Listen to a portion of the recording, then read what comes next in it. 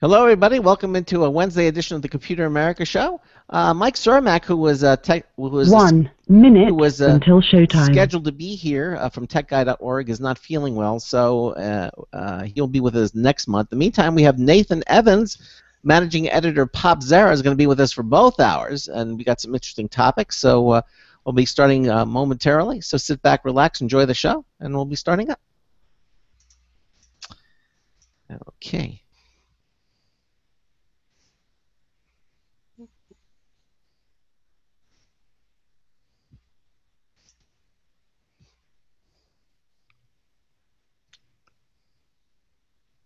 Mm-hmm.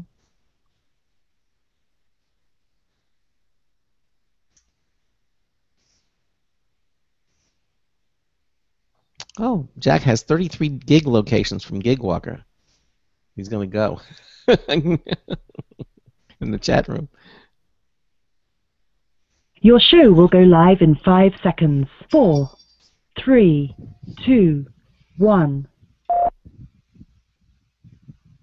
Broadcasting live. It's America's longest-running national radio talk show on computers, Computer America. Hosted by national columnist Craig Crossman. Look for Craig's weekly column in your favorite newspaper. This show is being beamed nationwide at ComputerAmerica.com. Keep it here for technology news, computer products, guest interviews, and your phone calls. You're listening to Computer America. Hello and welcome into the Computer America Show. It's the nation's longest-running, nationally syndicated radio talk show on computers. Computer America is heard around the world and coast to coast. And I'm your host, Craig Crossman. And I'm your co-host, Ben. And welcome into a Wednesday edition of the Computer America Show. Glad that all of you can be here.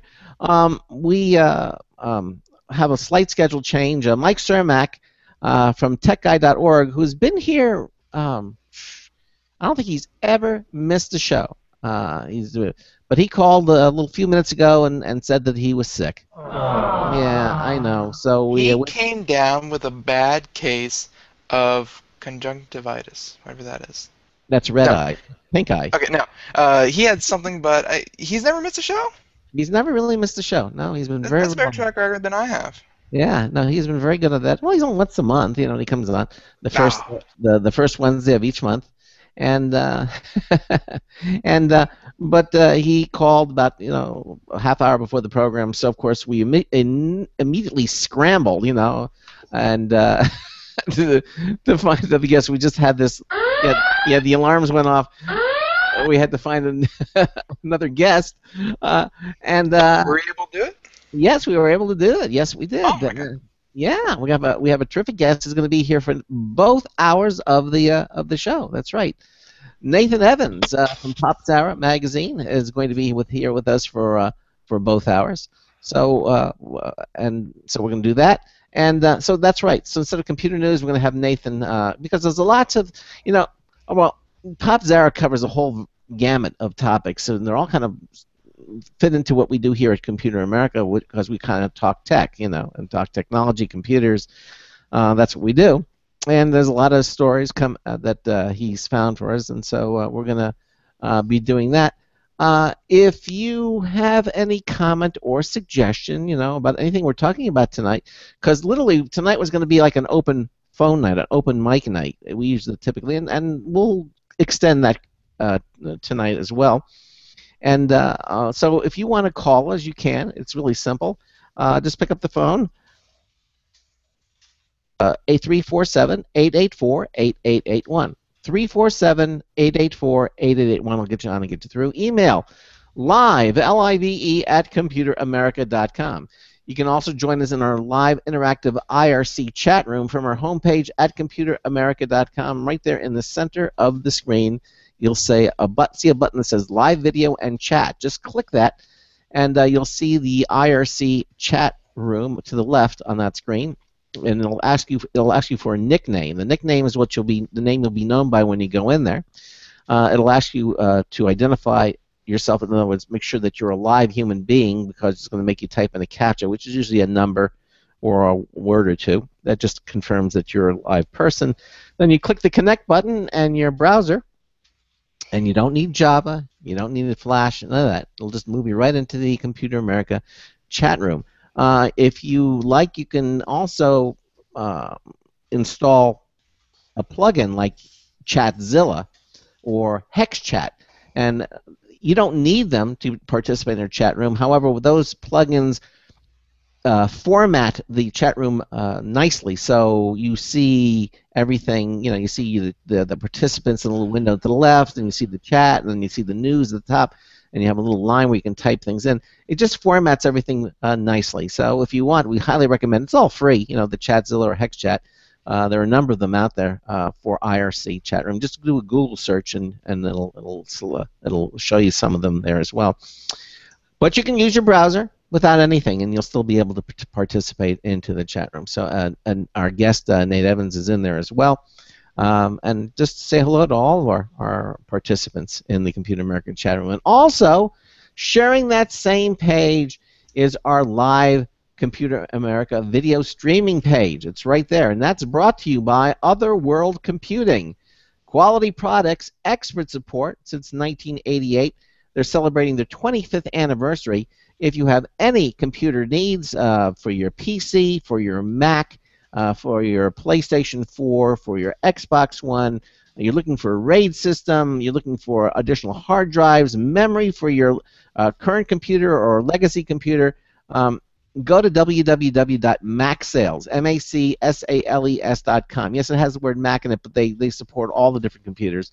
www.macsales.com for all your computing needs. Great prices. Any order over $49, they give you free ground shipping, which means to about 80% of the country, that's 2 days. Visit them. And again, Other World Computing, www.macsales.com. You'll be happy that you did. Okay. So that said, let's introduce our guest. And I always say it's a bazaar of popular culture spanning the world of arts and entertainment. And Popzara.com is there to help you wade through much of it. Throughout Popzara, you'll hear views on video gaming, movies, technology, cultural movements, icons, and yes, even politics. A little bit of everything: opinion pieces, debates, reflections, reviews, analysis, news tidbits, and so much more. And back with us tonight is the managing editor of Popzara, Nathan Evans. Nathan, welcome back into Computer America. How are you tonight? Hey, Craig. Hey, Ben. How's it going? Going well? Yeah. Going well. Good to be back. Yeah, and we're so glad to have you here. One of the things that I think is imminent, and I want to talk is it's what, the September the 3rd. On the 9th of September, which is next Tuesday, it's always on a Tuesday, Apple Computer has a press event. And everyone is speculating that this is probably going to be where Apple is going to announce the next generation of iPhone, the iPhone 6. We've been talking about it a lot here on the show. We've talked about speculated about the iWatch and the iPhone 6, and will it have a sapphire screen? Won't it have a sapphire screen? Now they're saying, the 64 meg version only will have a sapphire screen. I mean, a lot of rumors floating around, and I realize that you're not privy to anything that most of us here in the media don't have already. However, we always value your opinion and thoughts about what it is, what you expect to hear from Apple on the September the 9th event. Any thoughts? Well, I think what's interesting is before you get into Apple, what's happening around Apple. Uh-huh. We've talked about this on the show before, with Ben and Charles. Just the idea that Apple may release something usually is enough to cause flutters and palpitations. And we can get into this a little bit later, but if Apple, the idea that Apple would release a new phone is a foregone conclusion. The only question is how many phones, how big phones, what the phones are going to look like. I don't think there's going to be that many surprises, but that's okay. I'm too old for surprises. Oh, wait. They take the fun out of it, though. That's what happened the last two events. I mean, it used to be very secretive, but the techniques that they're using now to dredge all this stuff, there are virtually no surprises. I remember Steve Jobs would always say, and one more thing, and everybody, what is it going to be? And then it's usually something. It's a really big punch. You don't see that anymore, not because Steve Jobs is around anymore, but the point is, I blame the shareholders. They let it all out, and there are no surprises. And I like the surprises. Oh my gosh, look, they're going to have that. I think Ben's right. I think that there's a I don't think that there's necessarily any more leaks on the Apple ship, so to speak. Maybe there's some reins that could be tightened in, and like you said, I don't necessarily. The conventional wisdom is it's because Steve Jobs is gone and the bulldog's out of the pen. Not true. If you remember, there was plenty of leaks when Steve Jobs was still around. Yes, there were. Yeah. But the difference was. I remember his famous one. He said he would start talking about the 4S, and it was the iPhone 4S, and he said, "Stop me if you've heard this." True. I mean, well, that's his way of saving face. Yeah. But you remember when he was alive and the 4 was leaked and it supposedly was lost in a bar. Gizmodo, the sister site of that rancid Gawker website. With all due respect, I want to separate. I like Gizmodo. I detest Gawker. I don't like Gawker. But anyway, going back, Apple subpoenaed and was able to do some police action against Gawker because Gawker, it turns, had paid for merchandise that was basically stolen, and you had Apple being litigious against websites that would publish stuff. They don't do that anymore, and I think it's because what Ben said, the shareholders, because it's free press. Did you know Apple really doesn't do a lot of marketing? They don't do a lot of relationships with the press because they don't need to. They do TV commercials. They still do a lot of advertising. The advertising, sure, but when I say advertising, I'm actually talking about native advertising. In the business, what I do I'm sure you've seen this too. The press is a willing participant to become a marketing arm of publishers and product manufacturers. It is incredibly easy. It is incredibly cheap to get 4,000 blogs on your side for nothing. Invite them to a show. It doesn't cost any money. But Apple doesn't. They don't really care about that so much. You're not going to leave the Apple show with a free MacBook Air or a free iPhone 6. That stuff is glued to the counter. You can barely touch it. You might be able to sniff it, but you ain't taking it with you because Apple knows you can be as critical as you want. You can be as negative as you want. Come review day, you're going to talk about it. And what Ben said was interesting about the shareholders, it's because the press that usually surrounds Apple products is initially negative. It's almost entirely negative. People say it looks nice, but where's the innovation? Where's the innovation? In turn, Apple stocks plunge for whatever reason. Oh, woe is me, sell, sell, sell. This is, it's already started now. The iPhone, whatever, is not going to sell. The iPad is a waste. Look at its funny name, not going to work. The phone, the tablet comes out, breaks records. We live in a twilight zone where the analysts and the so-called tech journalists do not give an accurate representation of what the people actually want. And ipso facto, Apple has a mistrust of the press. It keeps happening. It keeps happening again. It keeps happening into the future. It'll happen this time. The iPhone 6 is going to be a failure. The iWatch, or whatever it's called, if it comes out, it's going to be a has-been Me Too product. The negativity is going to be startling because people care about Apple news. They don't care about Samsung news. They don't care about Sony news. And I will get into that later, but nobody's queuing up to go into a Samsung-related event. No one's queuing up to go into a Sony-related event when it comes to smartwatches and phones because they've blown the tire on that. With Apple could just come out and say, we got nothing this year, guys, and it would still make news. The Apple show would be there's no show. It would still make news. People would say, wow, that's brilliant, or that's terrible, and it would go on because it gets hits. It generates clicks. And regardless of whatever they show, that's going to happen. Now I could write this show right now with you and Ben, and it would probably be 99% accurate next week. And it's just, there's probably a template for writing Apple stories. It's sad. Well, the face has changed. I mean, I remember many, many, many years ago, Apple was actively seeking relationships with press, and they would give out equipment to try, and now I think they keep a close.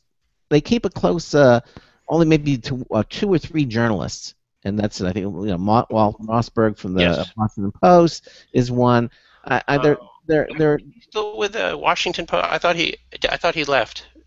I know they have that Recode event now. Yeah. No, but they and of course these journalists were, again, the two or three of them, and that was it. But it used to be Apple would try to woo the press, and that's all gone. They don't do that anymore. They don't really. It doesn't matter what the press says at this point. I mean, Apple's one of the richest companies in the world, and they can pretty much do what they want to do. Well, it's interesting because there was a big news story this week. I don't know if you guys reported on it, but have you ever heard of the guy who ran the tech blog? You have to forgive me, and Lashimpi. He ran the website, and Tech. He's gone now. He's joining Apple. He had one of the longest. He did that when he was a teenager.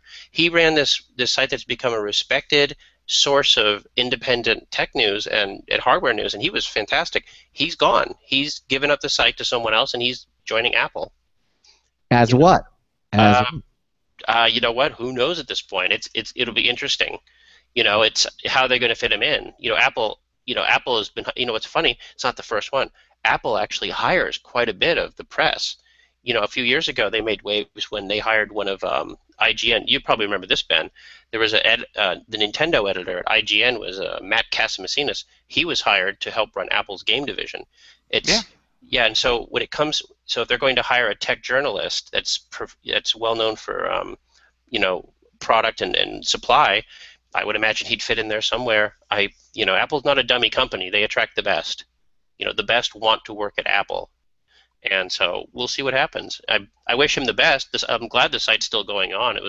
It's always been a fun site to read. So who ran?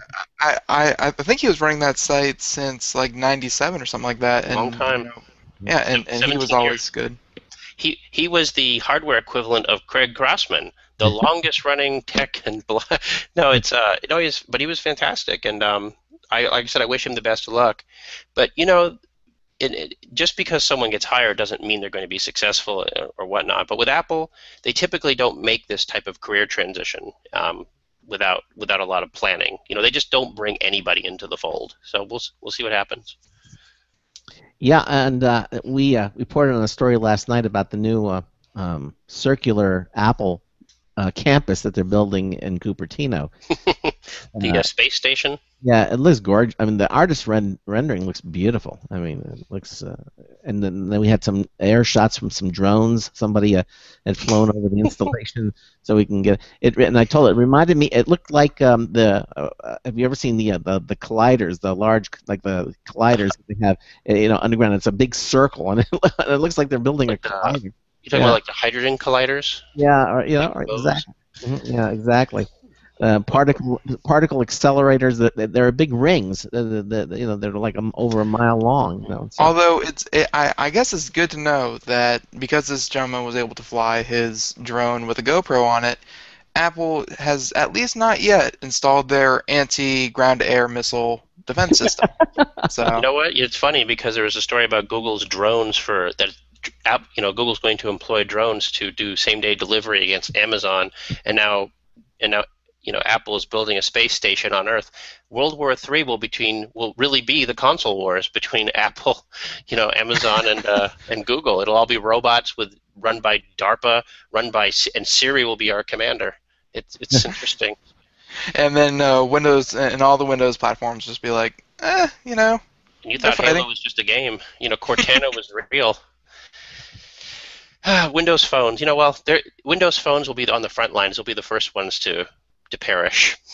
Oh, they'll be the cannon fodder. That's awful. The metaphor is deep, but I think you know where I'm getting with that. There's no room for three at this point. So you don't think there's room?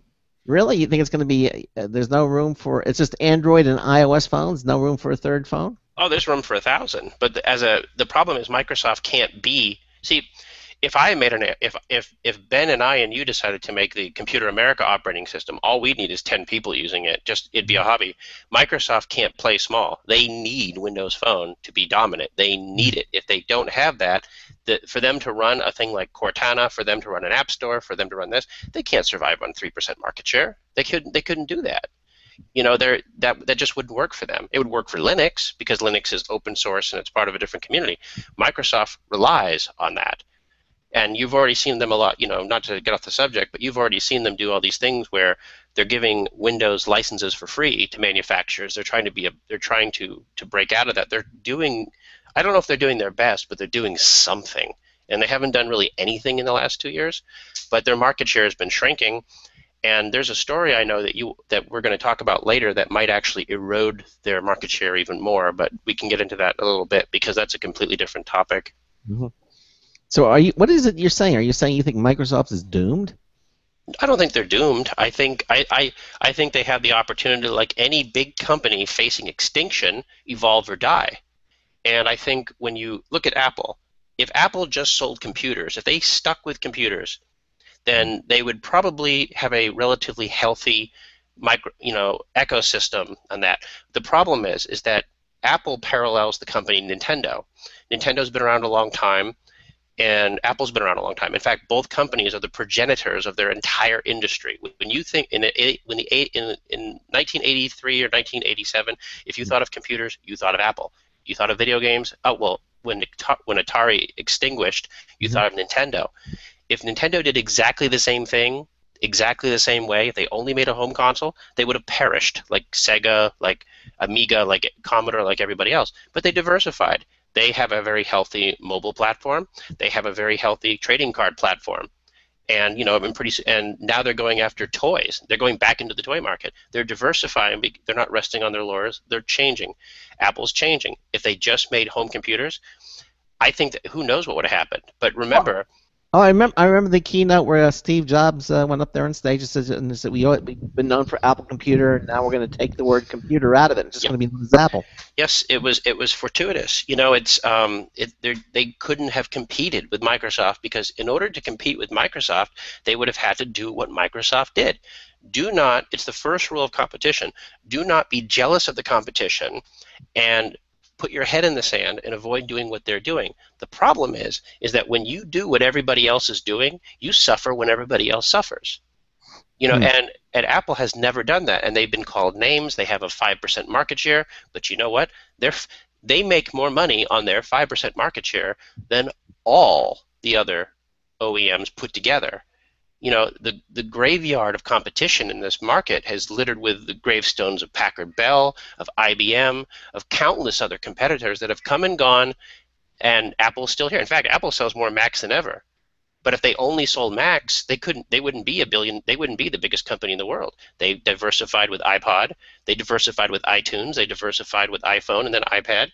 And to be honest, Craig, that's exactly why I'm hesitant about this whole phone thing. Look at the smartphone market. There is no smartphone market. Nobody wants these things. And I don't know if nobody wants them because nobody wants to wear phones or because the competition has just done so poorly. Is Apple going to have a smartphone because everyone else has a smartphone? Have they ever acted like that? Are you talking about smart watches, you mean? I'm sorry, I apologize, smartwatch. Yeah, okay. My Siri was wrong. No, but but has Apple ever done that? Have they ever actually blatantly followed the leader? That's not how this company runs. That's not how they run. I've had discussion, and one last discussion. We know everything about the iPhone 6, just like we knew everything about the iPhone 5S, about the 5, about the 5C, about everything. There have been leaks. I mean, they had a Russian company assemble an iPhone 6 based on all the leaks. Have you seen anything about an iWatch? Have you seen any leak? Have you seen any picture? Have you seen anything? Nothing. No. This company is leakier than the Titanic. Nothing. Artist rendering, but that's it. So what you're saying, that bodes foresees that there is going to be no iWatch from Apple. I don't know. I'm having trouble reconciling the idea that Apple would be quote unquote desperate to join a market that's failed. What's next? Apple's going to make a refrigerator because Samsung makes one? They were talking about a car. Remember, they were talking about the iCar, and they were talking about CarPlay. Yeah, CarPlay. Yeah, but you don't see Apple getting into self-driving cars. No. This is going to be interesting. I'll tell you what, I am not willing to say for certain, because I don't think anybody except Apple knows, that there's going to be a smartwatch. I'm just saying, unlike the iPad, unlike the iPhone, unlike all this stuff, there hasn't been a single leak that shows that there's going to be such a thing. There have been lots of the speculation has went from interesting to insanity. There's a story, out of IFA in Berlin. Did you know Samsung has released almost 10 smartwatches in a year? 10. They don't even know what they're doing. Samsung has become the Margot Kidder of the electronics world. They're so schizophrenic is that anybody who would plop money down on a Samsung smartphone deserves, let me give you my email address. If anybody wants to waste money buying a Samsung smartwatch, please just send the money to me. You'll have the same result. I'll send you a swatch. We'll call it even. Because my watch that I'll send you will tell the time. It will do more than these Samsung smartwatches. And it's not just Samsung. It's Sony, it's LG, it's Moto. They're beautiful. They don't do anything. There's nothing about these smartwatches that justifies why anybody would go out of their way to want to spend $200-300 on something that will be replaced in 2 months, that has no apparent value, that has no apparent use. I don't know how busy you are. I don't know how important you are. But if you can't reach into your pocket to grab your smartphone, if you just can't waste 3 seconds, you need that access on your watch, then you're a better man than me. I haven't seen these. I've yet to see any of these products justify why anybody outside of a neckbeard nerd would want one on their wrist. With all due respect to neckbeard nerds, I love you, Wozniak. Call me, but they haven't demonstrated any purpose except one purpose: beat Apple to the market. That's the only thing. Apple, speculation that Apple will release a smartwatch. You've had 30 smartwatches get released in the last week. How much do you want to bet? How much you want to bet that they're not built on quality? It's just the industry cannot be only follow Apple or beat Apple. That is not a healthy industry.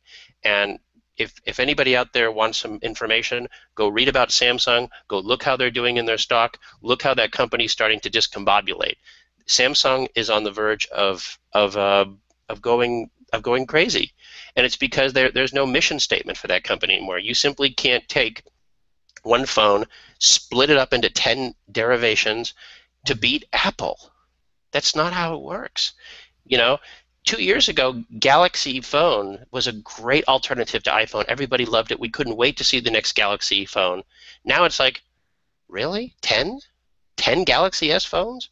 It's which one did you buy? Galaxy Watch, Galaxy Gear, Galaxy S, Galaxy L, Galaxy Fit, Galaxy Bit, Galaxy this. Whatever. There's just too many. Too many, and it's flooded the market with mediocrity, all because they want to beat Apple. That's not a healthy way to do business. It doesn't inspire confidence. Do you think Apple is basically so they're not going to come out with an iWatch and they're just going to say, you've done all our research for us and there's nothing to come out for it, and we're not going to have one. Well, thank you, Samsung, for being the canary in the mine. Yeah, exactly. But look, I'll come out and say this. I'm not good at this game. I'm not good at guessing what companies are going to do and what companies are not. If they were, I'd be doing it myself. But I will say is that none of the trademarks of an Apple product are here with the iWatch. If an iWatch comes out, first of all, I don't think it's going to be called the iWatch. That's just too easy. I'm not even sure if the iPhone 6 will be called the iPhone 6. Yeah. Oh, they're going to. Oh, what else would they call it? I think. I wouldn't. I don't know. I'm just saying. It just sounds to me like, when you have a product, there's so much in the nomenclature, about what you call something, about how it fits into the zeitgeist. Think about this. How many electronic products are called the One, or the One this, or the One that, or Xbox One, or the One smartwatch, or One phone One? It's because they're all hiring the same advertising firms, and the advertising firms are sitting around rolling the dollar bills they get from Microsoft and Samsung and smoking the money and not doing any work and just passing off the same tea leaves to all these stupid companies that want to be trendy and this and that. Apple does this too, but Apple does it internally. That's why you have MacBook Air, you have iPad Air. Hell, I wouldn't be surprised if we get an iPhone Air. I'm just saying, why not? Why not complete the trifecta? But I would have to say that Apple's not going to release iPhone 6 with a big screen and just call it iPhone 6 big. It'll probably have some fancy S name or L name or some derivation. But it won't be silly like Sony and called it the Xperia XL575. That's just not sexy. It's got to have a nice Googleable name that you can put into a search engine, and it brings up a lot of things. I like the iPhone Air. Actually, that's I don't know. I mean, I just pulled that out of I the know. air. I know. But I could see. I mean, if it's small and thin enough and light enough, I could see them calling it the iPhone Air. Well, what's funny is that I've been using my iPod Touch for about 2 years now, so I'm kind of in the market for a new one. But my iPod Touch 5 is basically looks like the leaks of the iPhone S. I mean, the iPhone 6. It's thin, it's comfortable, you know. And then they had the iPad Air come out. They had the MacBook Air. They have all these Air products. Why not? Why not have an iPhone Air? Why not complete it and just join the Air family? It's going to be interesting. Like you said, to me, all the leaks, they take the fun away. You know, I want to be surprised. You know, there's two things I want to be surprised about, guys. I want to be surprised about new Apple products, and I want to be surprised about the new Star Wars movie. So when I go on Google and I see this, I try to avoid it because I want to be surprised. I don't want to become cynical and dissect everything. I don't watch that. They have a behind the scenes, you know, of the movie and everything. I won't watch that until after I've seen the movie, because you're right. I don't like the. I like to watch it and then spoil it for people who avoid it. You're listening to the Computer America Show on the Blog Talk Radio Network, on the Boost Radio Network, and the IRN Radio Network. Nathan Evans, managing editor of Popzara, is here with us for both hours. We'll be right back. Stay with us. Hey everyone, have you heard about the No hair removal device that's sweeping the globe? If you want to go weeks without shaving and get smooth, professional quality results, here's our favorite. Thanks. Hey gals, I love talking about my No. It's this cute little hair removal system that you can take with you and use almost anywhere at home or on the road. No more expensive in-office treatments, painful waxing, and no more wasting your valuable time. Got unwanted facial hair? No has patented Thermocon technology that works on all hair and skin colors, so it's perfect for using on all body parts. And now you can take advantage of this incredible risk-free trial. Get the No, the facial kit, a travel case, and a $100 discount shopping card, and you don't risk a penny to try it. Try the incredible No hair completely risk-free. Call 1-800-953-5415. That's 800-953-5415. 800-953-5415. Looking for a best friend? Brother Wolf Animal Rescue has your best friend waiting just for you. The mission is to protect and enhance the lives of companion animals and the people who love them. Their no-kill rescue shelter is open year-round, making it easy for people to adopt their best new friend. This year, Brother Wolf will find homes for over 2,400 orphan dogs, puppies, cats, and kittens. All have ended up as an orphan through no fault of their own. Brother Wolf has created a safe, nurturing environment where these special animals can heal emotionally and physically until they find a lifelong home. Their life-saving transport program brings dogs and puppies from overcrowded shelters in the south to rescues in the north where homes are easier to find. Brother Wolf Animal Rescue is a 501c3 organization. To learn more about their life-saving work and to make a donation, visit their website at www.bwar.org. That's www.bwar.org. Help to realize Brother Wolf's vision when no animal is euthanized for lack of a home. Who's a good boy?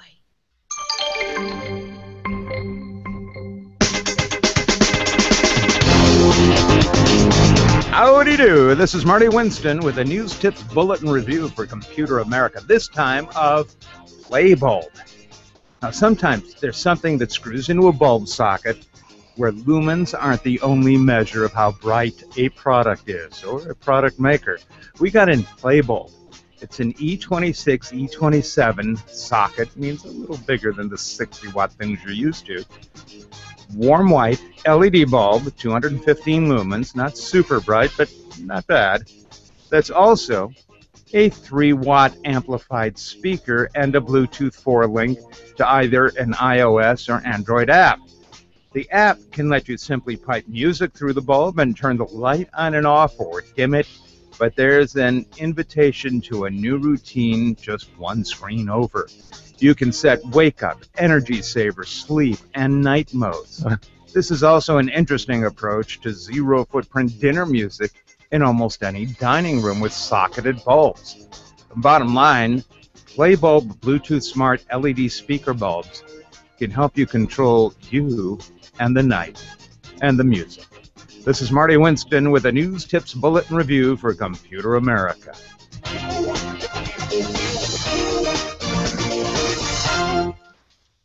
We're not on the air. So hold on. I know we're on Google Hangouts, but for some reason we have lost Blog Talk Radio. So I'm going to Interesting. try to reconnect. Yeah, that's it hasn't happened in a while. So let's see if we can get back. Okay. Since it appears you're calling back into a live show, we are reconnecting you now.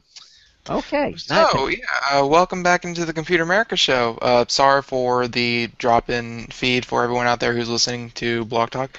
I guess Craig said something behind the scenes that made Blog Talk very, very upset. But I think we have it all hammered out now. Yeah. So, welcome back to the Computer America show.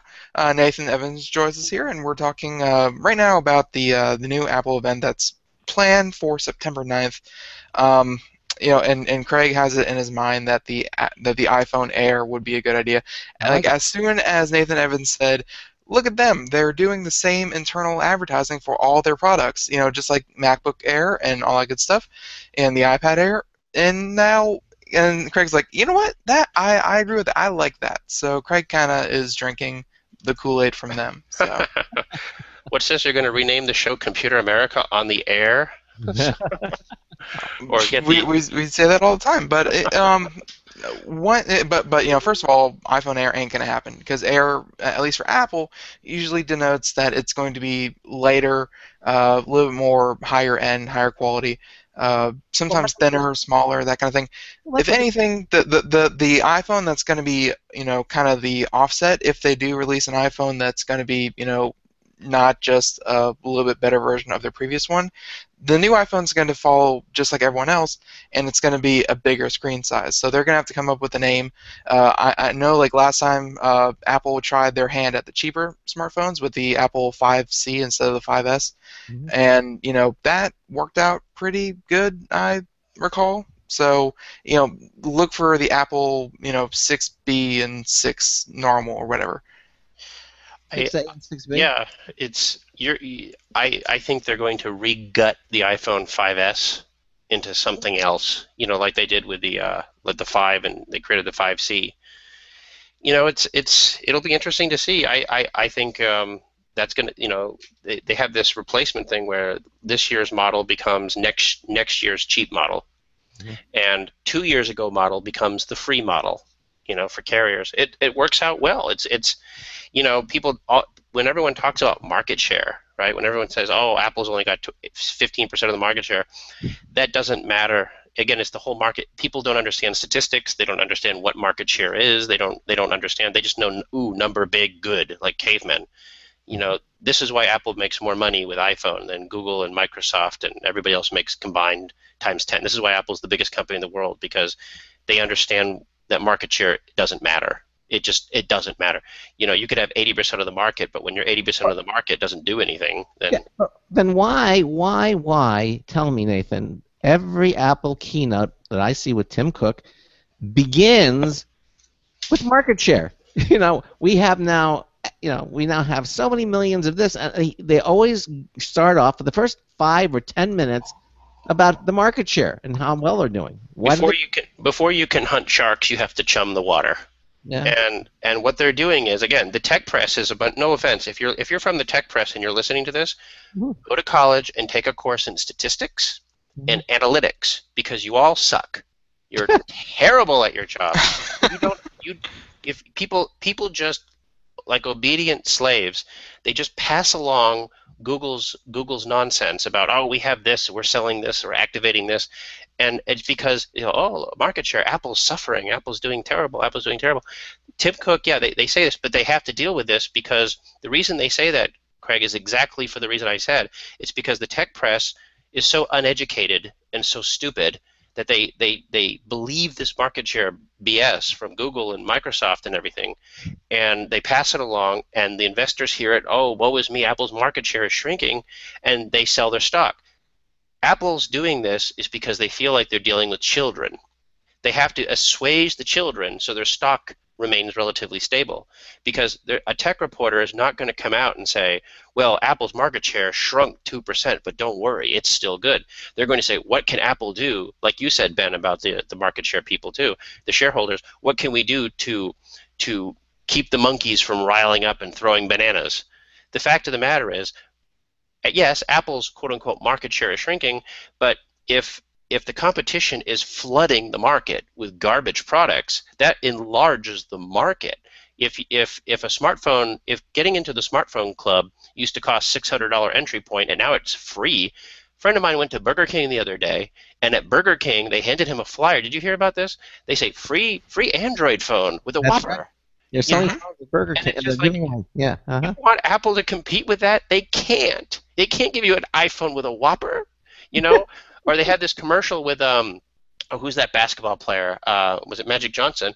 And they had, join such and such Fidelity, we'll give you two free Android phones. Android phones have become the AOL disk of 2014. They just give these things away. They're junk. But every time Google activates an Android toaster or a watch or an Ouya or anything with Android on it, they even count for some reason the Kindle stuff, that, even though it's not technically Android, they count it, and that means the market grows for Google while Apple's shrinks. But they're not competing with the iPhone. Your toaster is not competing with the iPhone. But that's what's happening. So the dummies in the tech press, and they're all dummies, no offense, they're all dummies. They say, oh, Apple, what can we do? Their market share is shrinking. They're in danger. There's a story that came out this year about iPad sales. Oh, iPad sales are down. They're not down. They're not down at all. They're selling less because people don't buy iPads every single year like phones. Apple knows this. But what they don't count is, okay, they're not selling as many iPads this year, true, but that doesn't mean they're selling less iPads per shipment. If Apple ships 20, they sell 20. If they ship 25, they sell 25. But they're going against a market that if you could walk into CVS and see Android tablets on the discount line for $25.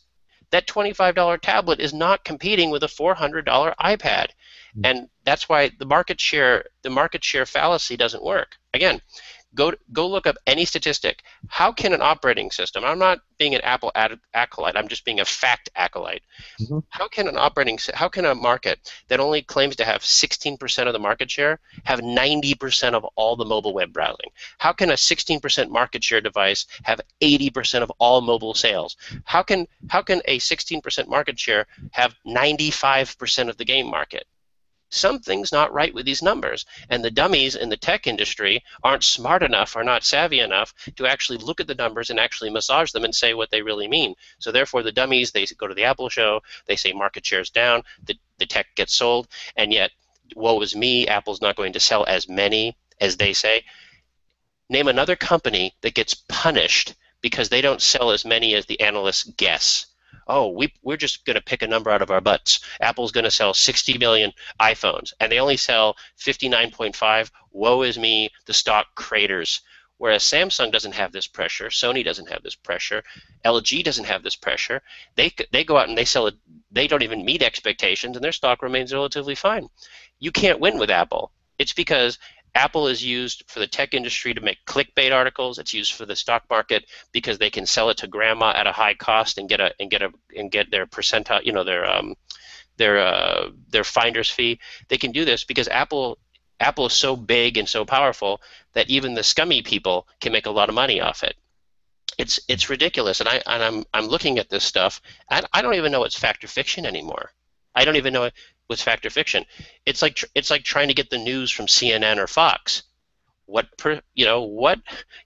prejudice is filtering this news story? I don't know anymore. I can't tell.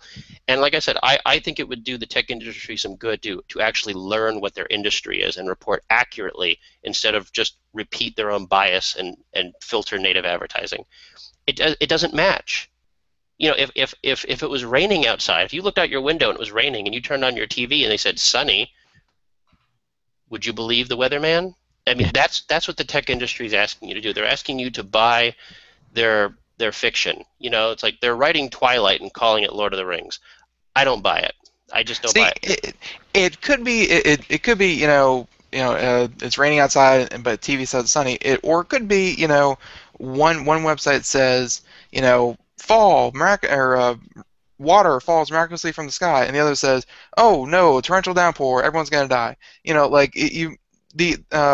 not just in tech, but since we are a tech show, we're going to focus on that.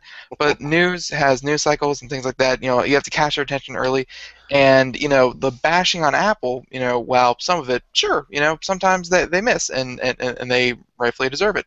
But I mean, Apple's such a big target. If you can bash them, and if you can get them, get your readers in a way that says, I should really read this because I like Apple, but maybe I don't like them as much as I thought. If you can get Apple on the ropes, then you're going to get your readers. It's just exactly what can grab people's attention. Yeah. Apple's the target because they're the biggest. If Samsung was the biggest, they'd be the target. Microsoft was the target for 20 years. This is how it goes, But what's really different, though, if we're going to talk about market share, it's not about and it's not even about who's the biggest anymore. It's about who engenders the most passion. What fan base is so motivated. And the mistake that these tech people make is they think anyone who buys an Apple product is an Apple fanboy. That used to be true. If you were an Apple fan in the 90s, you had to be really, really devout. You had to go to the Apple church. You had to stand by that company when no one else would. But now they're mainstream. And if I go to the store and buy a Mac, I'm not a Mac fanboy. If I go to the store and buy an iPod, I'm not an Apple fanboy. It's a very different market now, and everyone gets accused of being sheep and everything. Well, what are you? If you go and buy a Mac and you're not a fanboy, I'm a consumer. Yeah. Let me ask you this again. What I just said about Apple being treated unfairly. Microsoft had 97% of the market for 20 years. If I bought Windows, does that mean I'm a Windows fanboy? Mhm. No, of course not. There's no reason why anybody would say that. Mhm. Although technically, I guess I would be, right? But no, it's just this is the way the market is. The market speaks Yeah. for itself, and the market has decided, for whatever reason, that Apple products, while not quote unquote the market share leader, are the most desirable in the market, for whatever reason. Maybe they're more expensive, maybe they're not. That's not for me to decide. It's not for you to decide. It's for the market to decide. If people want to spend $600 on a Mac or an iPhone, they'll spend $600. I mean, if people spend $300 on a Nike shoe. I mean, this people can spend their money as they see fit. Yeah, you're not a Nike fanboy though. I'm a Skechers fanboy because it's $20. No. I mean, if I want a cheap shoe, I'll buy this. If I want a cheap this, I'll buy this. I don't have an iPhone. I've said it on the show. I don't have an iPhone. I'm a recent Mac person, but I still use Windows. I didn't buy the Mac necessarily because it's Mac. I bought it for lots of reasons. I'm happy with it. I'm happy with Windows on it. I'm happy with my iPod. If I had an Android, I'd probably be happy with that. But I'm not going to obligate myself to like something simply because it's popular or it's not. And I'll be honest with you, I think as knowledgeable as I'd like to think I am about the industry, at the end of the day, I'm still a consumer, and I still have what I like and what I don't like, but I'm not going to put myself through hoops just to prove to some imaginary bogeyman that I'm not a fanboy. If I have an iPod and someone wants to think that I'm an Apple fanboy, let them think it. They don't pay my rent. I don't care what they think. If they want to go online and say, oh, look at Nathan, he's an Apple fanboy, go ahead. I like people talking about me. But at the end of the day, I get it because for me, it's the best choice. It may not be your best choice. Isn't it great to have options? That's a great world we live in. That wasn't like that 10 years ago. I think it's cool, and that's why I'm looking forward to seeing what Apple has to do. For nothing else, Craig, because as soon as Apple does it, everyone else is going to do it, and probably do it cheaper. So. Well, that's what happened. I mean, Apple basically breathed life back. They said Apple started the tablet industry. No, I mean there were tablets around for some time, but what Apple did is that with the first iPad is basically they made it a consumer product. Before tablets were just used by inventory specialists. That were looking for to keep track of things, or medical professionals. But now, but then with the iPad, it was a whole different. It was in a whole different market, and was extremely successful in doing that. A friend of mine brought up a good point the other day. I have a guy that I talk to all the time, and he's much smarter than me at this. He brought up something interesting. Let's say Apple does bring out an iWatch, and let's say it doesn't do everything that the Samsung or the Sony ones do, because that's not Apple's MO. Apple is not a checklist company. They don't put every feature in their product just to say they have every feature. The difference between Apple, I think, and Samsung is that if Apple brought out a smartwatch, It would be a smartwatch, and it would be the smartwatch they would do, and they would not discontinue it in 6 months. Apple would bring out a product. It probably wouldn't be that flexible. It probably wouldn't be that innovative in a lot of ways, but it would be a stable product. It would be supported. That's how they do it. And again, all you have to do is look at Samsung, or the Google partners with the Android Wear, and just look at it. Go look at how many crappy smartwatches Samsung's released, or Sony's released, or LG, or all these companies, and they just flood the market. They don't know what they want. If Apple brings out something, you can probably bet there's a 2-3 year plan involved with that. You know, they're invested into the next 3 years. They have a reason for it, and this is why their products necessarily succeed, whereas the others sort of scramble. And until Apple writes the roadmap for them, other people are just sort of like, like Lewis and Clark, and just have to hack their way. And like I said, it's all speculation. I'm anxious to see if they do it. If nothing else, is to put this stupid conversation to bed. Like, will they or won't they? Will they or won't they? Yes, they will. No, they won't. Let's find out. And I'm all in. Yeah, but except September might not be the actual date. I mean, they were talking about another press meeting in October or later on. Well, you know what? Apple doesn't just have a possible watch. They have a new tablet coming out. You know, there's going to be a new tablet. And at some point between now and infinity, there's going to be something about the Apple TV. Apple TV will be a big thing for them. You know, they've already, if you follow the retail news, they've done everything they can to try to liquidate the Apple TV third generation. They're even bribing you to buy it. If you buy an Apple TV right now, they'll give you $25 in iTunes credit. Mm-hmm. That's 25% back. You know, I have an Apple TV. I enjoy it. It's not as flexible as the Roku, but it's stable. If they bring out a new TV, I'd be interested in it. The same way I'd be interested in a new iPod Touch. I want a new iPod Touch. I like my iPod Touch, but it's getting a little old. So I'm interested in that. So it's not just, iWatch and iPhone. There's lots of cool little Apple things. But I will say this, and let me end this conversation. Everyone is so excited, Craig, because Apple hasn't introduced a new product since Steve Jobs passed. That if there was an iWatch, it would be the first non-Steve Jobs product launch. Interesting. I hadn't thought of that. And so that people, that's what they tie it to. You want to speak about unfairness? There were death reports when Steve Jobs was alive. Like, can this company survive? There were people that actually thought that Apple should release Steve Jobs' health reports because it should affect their stock performance, simply because he's so deeply ingrained with the company. He's gone. He has been dead for 3 years, and they haven't released a new product. They've released iterative products. So can Apple do a new product without Jobs? That, to be honest with you, that's really what we're talking about. We're not talking about a watch. We're talking about Apple without Steve Jobs. That's why people are so interested. Can they do it? Well, can they?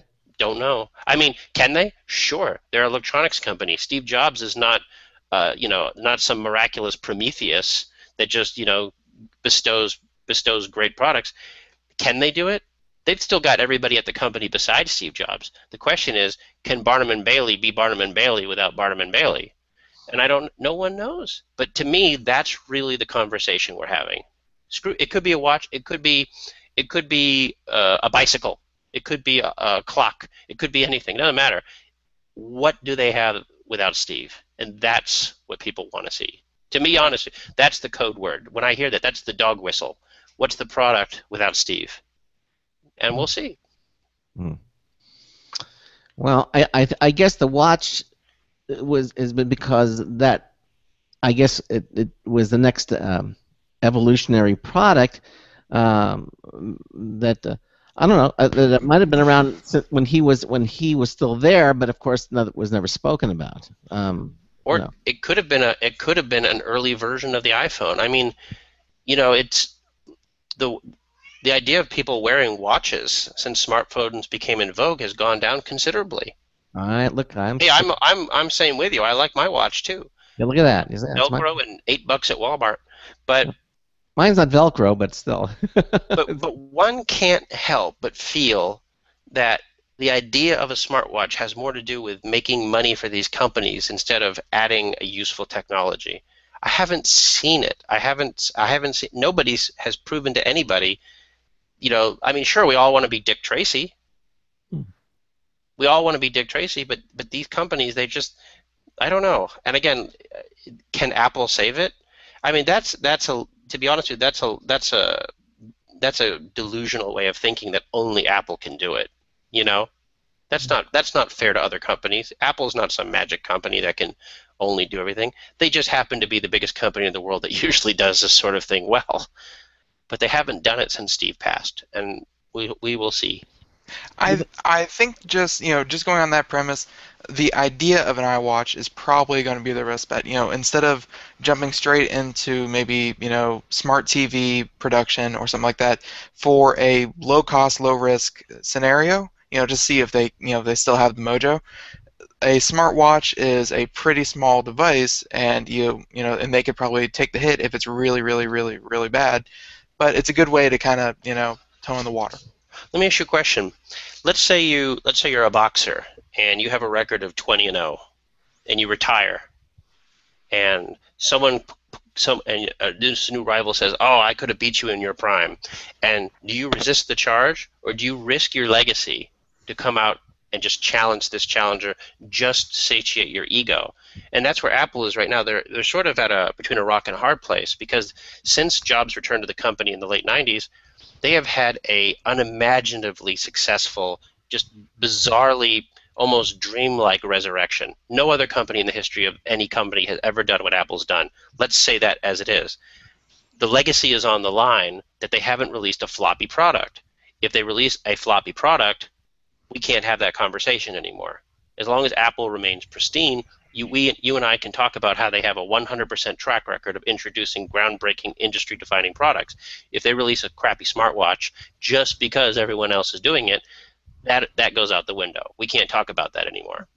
The only way I could see them coming out with something like an iWatch is if in their research labs they have something that's just so absolutely astounding, that has that we've not seen anything like it before. Something so Well, that would have to involve patents being filed years ago. We haven't seen them. That would have to be technology demos, which we haven't seen. That would have to be manufacturing kiosks that we haven't seen. That would have to be developers that haven't talked. That you would have to have a conspiracy of silence on the level of D-Day in order for this thing to be real at this point. And that's why I'm saying I'm not trying to dismiss it out of hand, but because we haven't, none of these usual information tags have appeared. You're saying they probably just haven't been happening.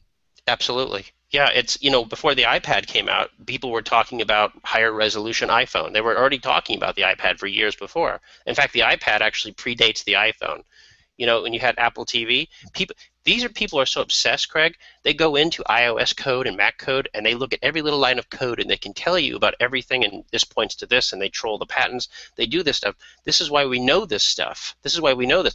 And just because Apple files a patent doesn't mean a product's going to come out of it. No. But what happens is that we just haven't seen anything. Nothing. Zero. And I'm just wondering what the clue is going to be. And I'll just say this, and frankly, I think we should move on, is that I don't care if they have a watch. Maybe it won't be a watch. Maybe it'll be a sneaker. Maybe it'll be a band that wraps around your thing.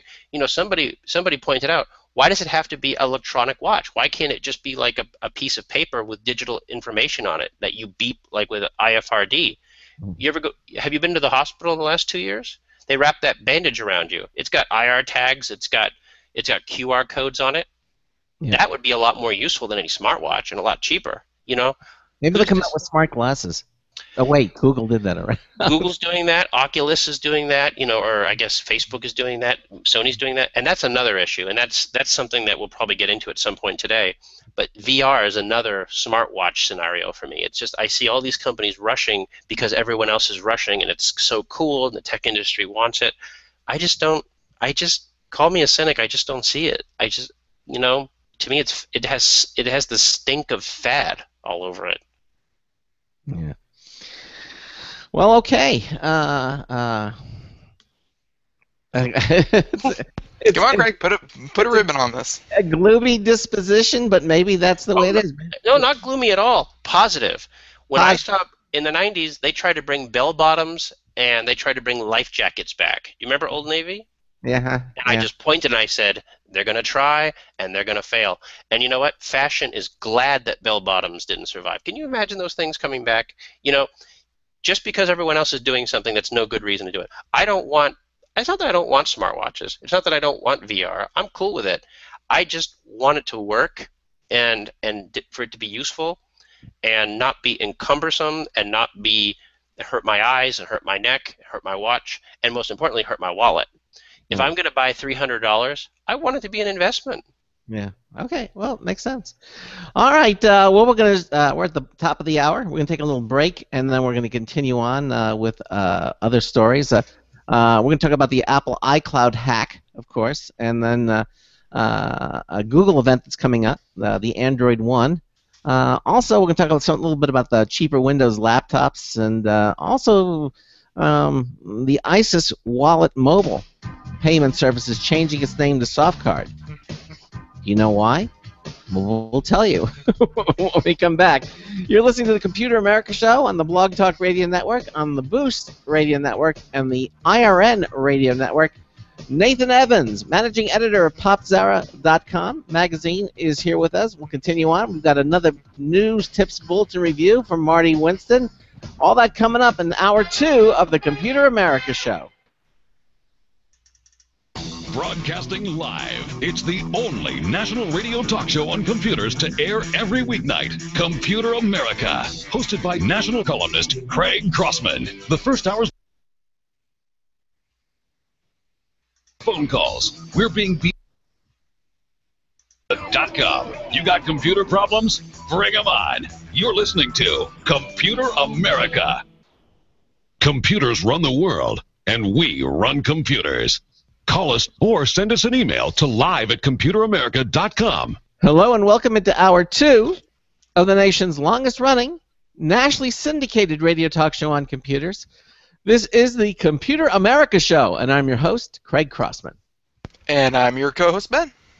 And we continue on with Nathan Evan, managing editor of Popzara magazine. Again, for those of you who tuned in for Mike Cermak, he was not feeling well, and so it's the first time that I can remember that he wasn't able to make the show tonight. So Nathan was more than happy to help and just join us tonight, and I'm very glad that he did.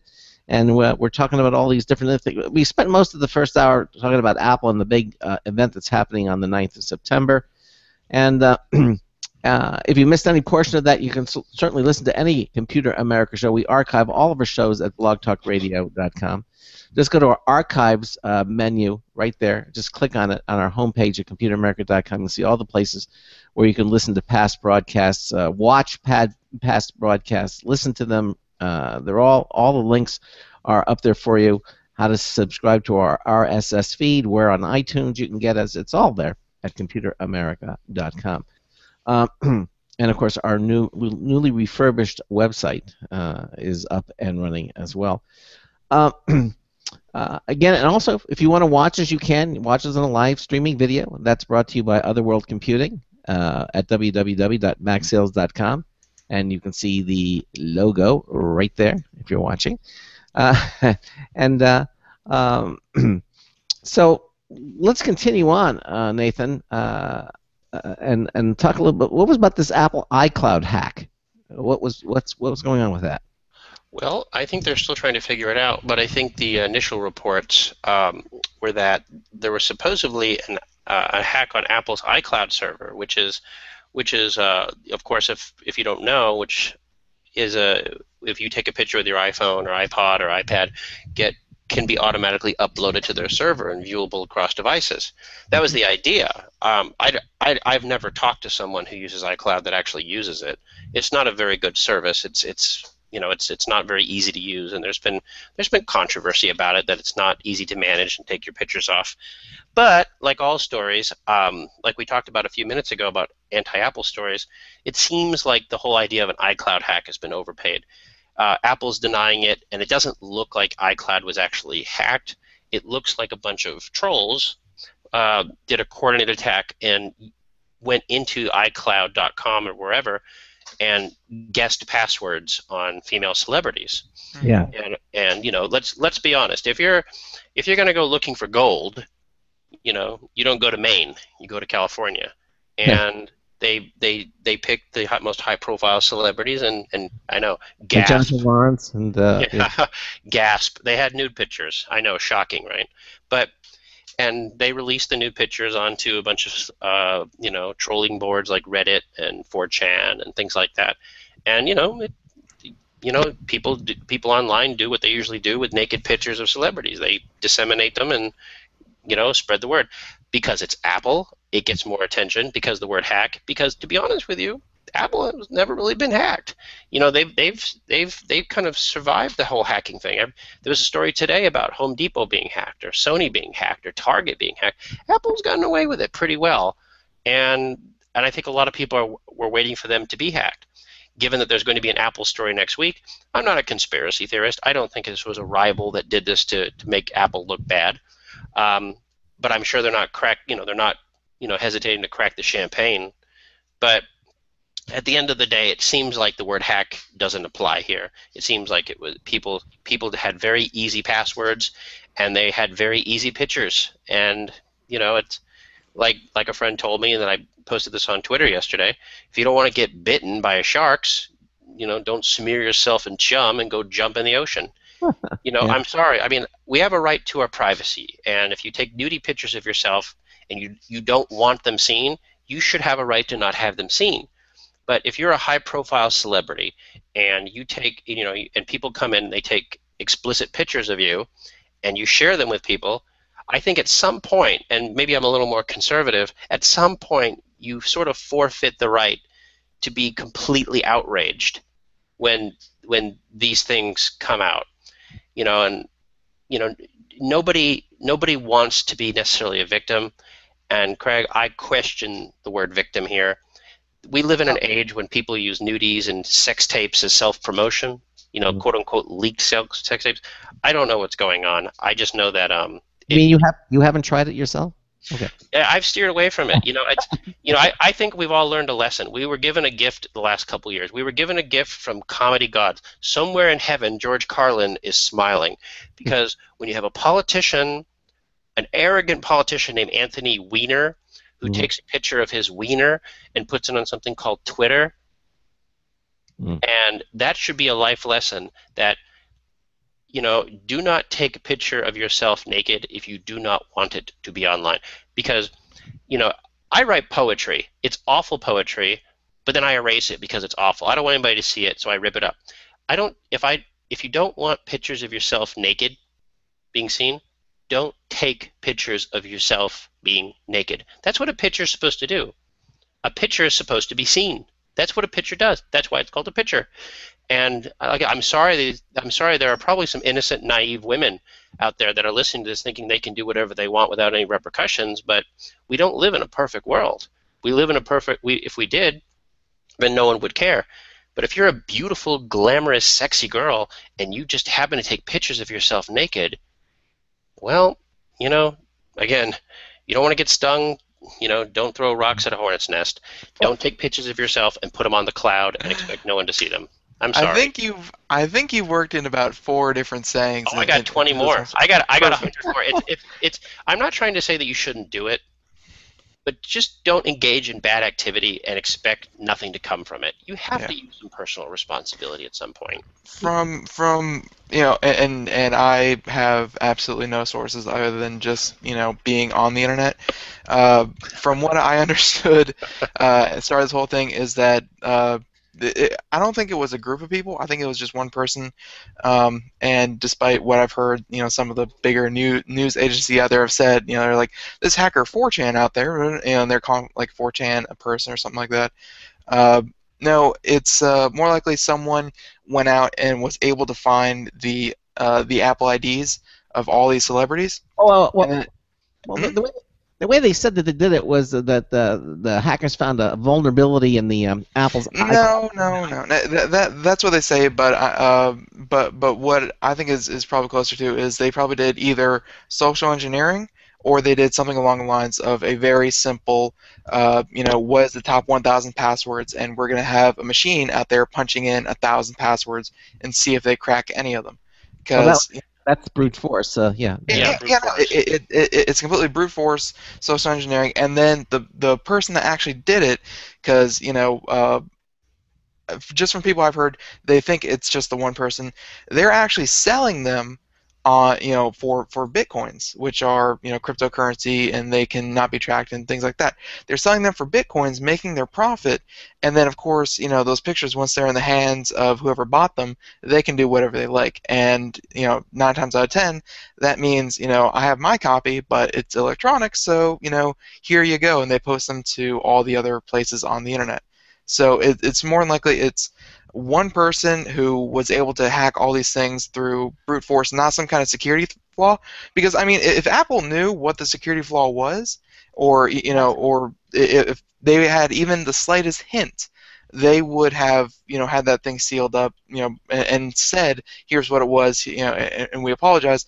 They're mum on the subject because they probably know what happened. And they can't fix people falling prey to social engineering.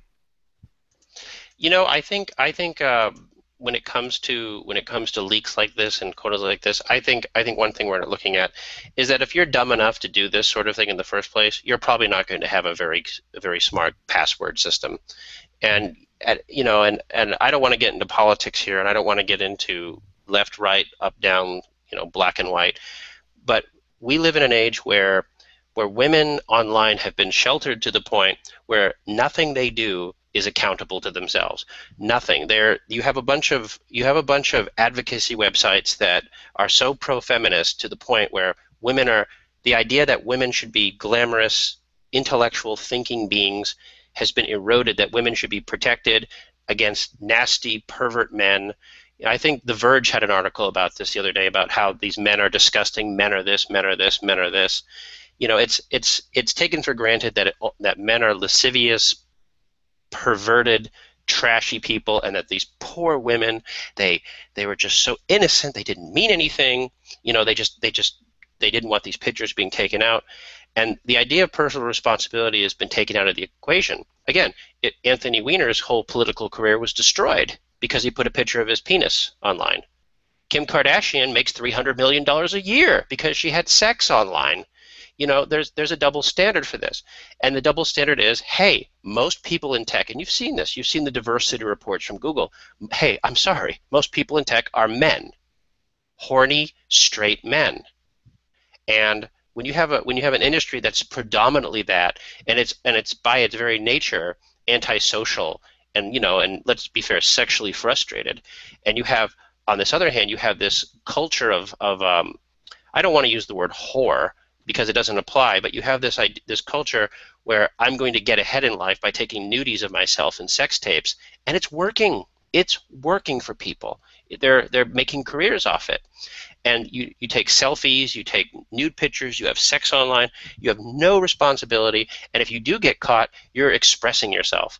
We had this conversation a lot, guys.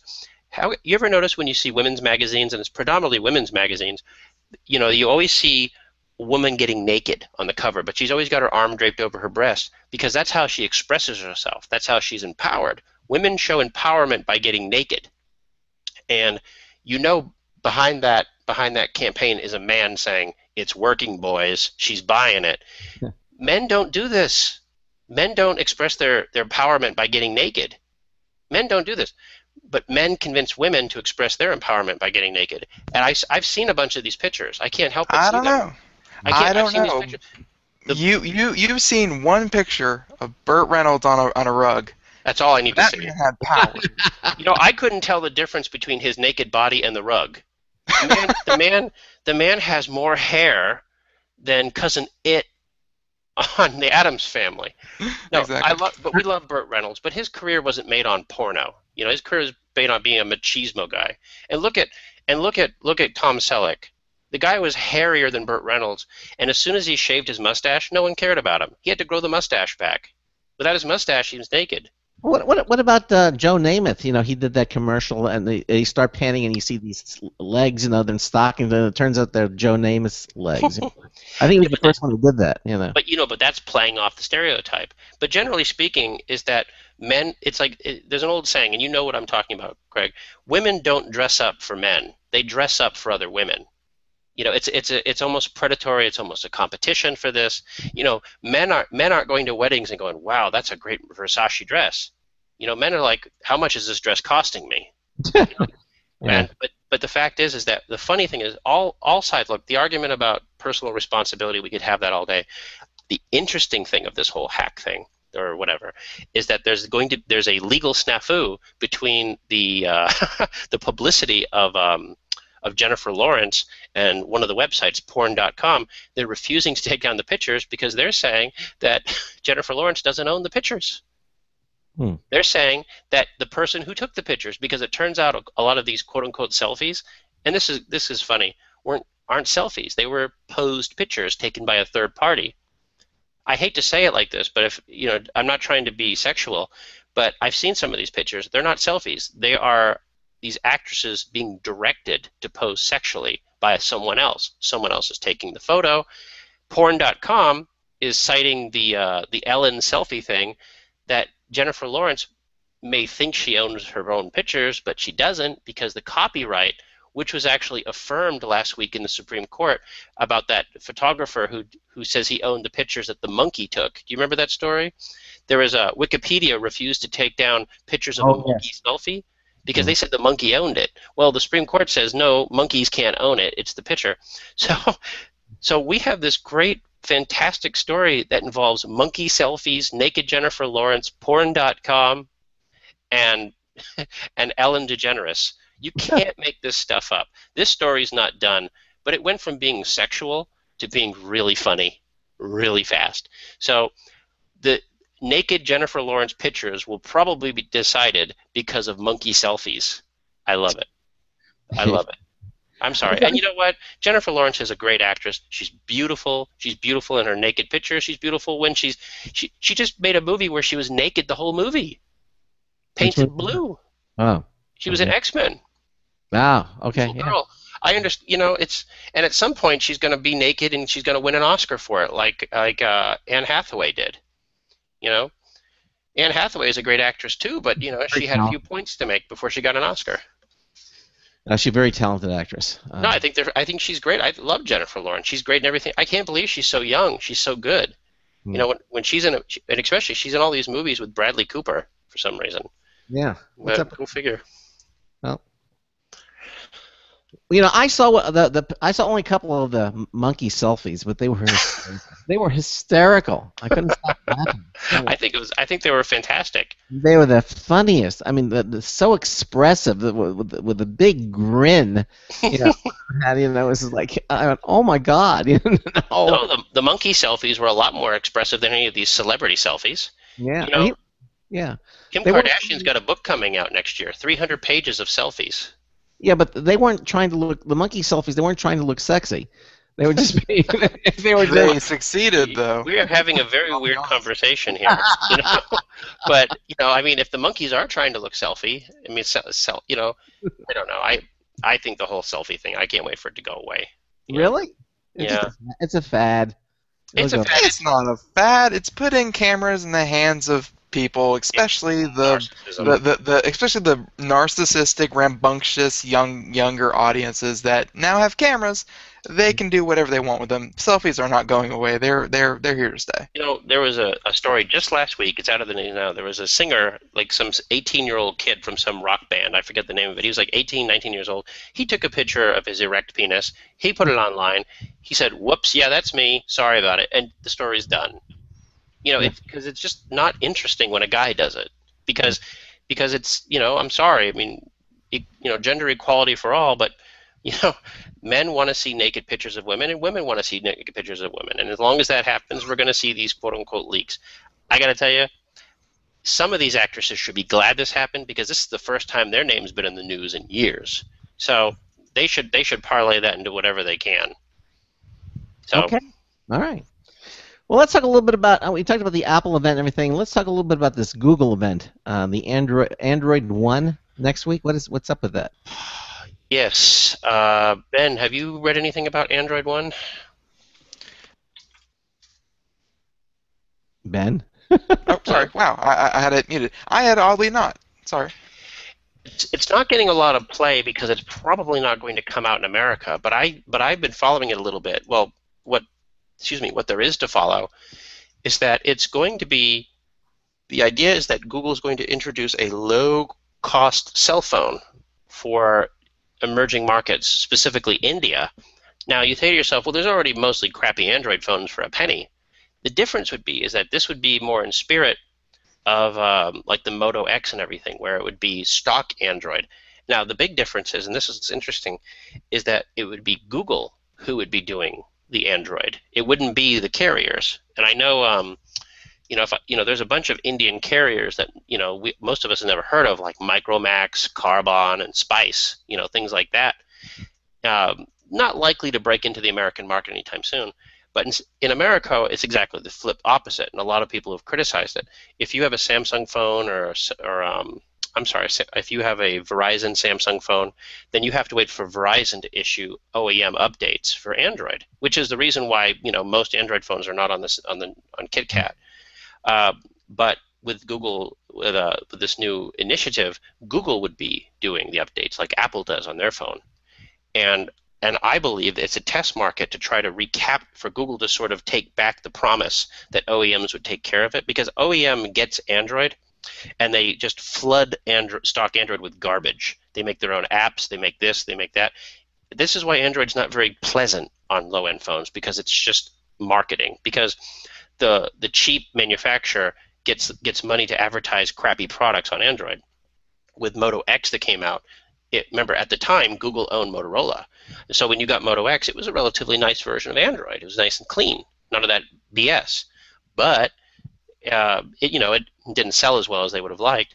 But in India, the plan is to make $100 Android phones that would be controlled by Google.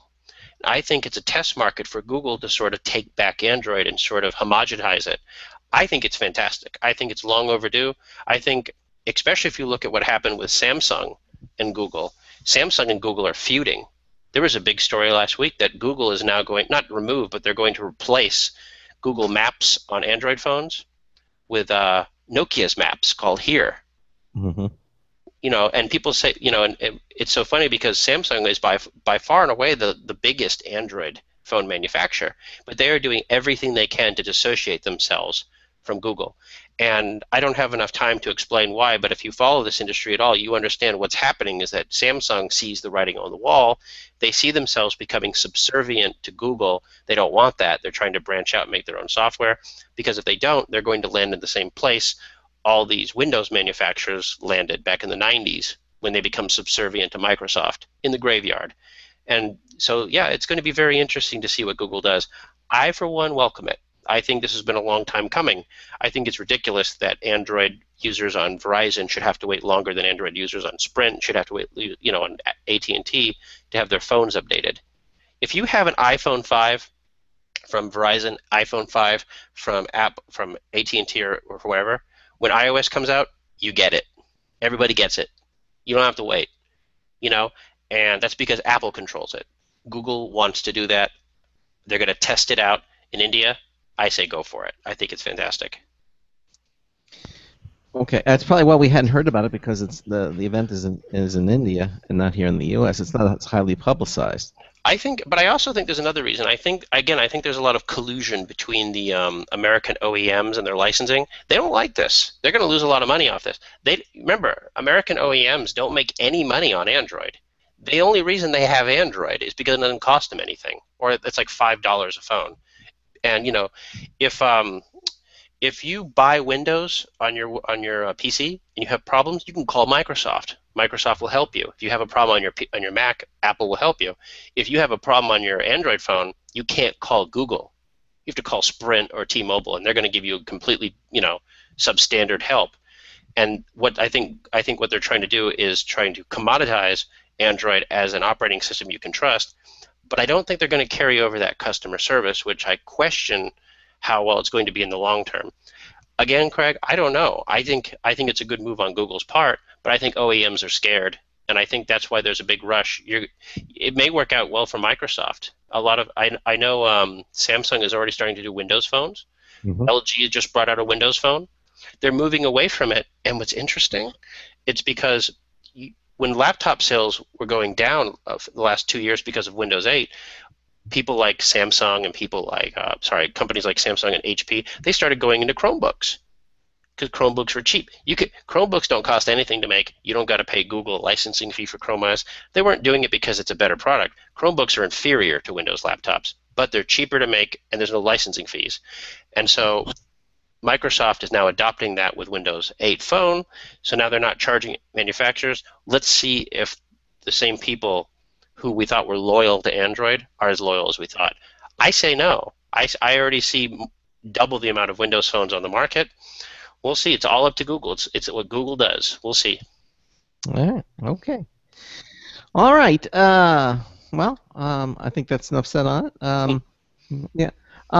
Now, the IFA 2014. One of the things that you wanted to talk about that is the cheaper Windows laptops, which are under $200. We're seeing a lot of these appear at this event. You're going to see a lot appear now, and you're going to see a lot appear soon. And that sort of continues what we just talked about with the Windows phones, is that what's happening is that Microsoft, at the beginning of tonight's show, you asked me if Microsoft is doomed. And I say, no, I don't think they're doomed at all. I think Microsoft has been given an opportunity to evolve.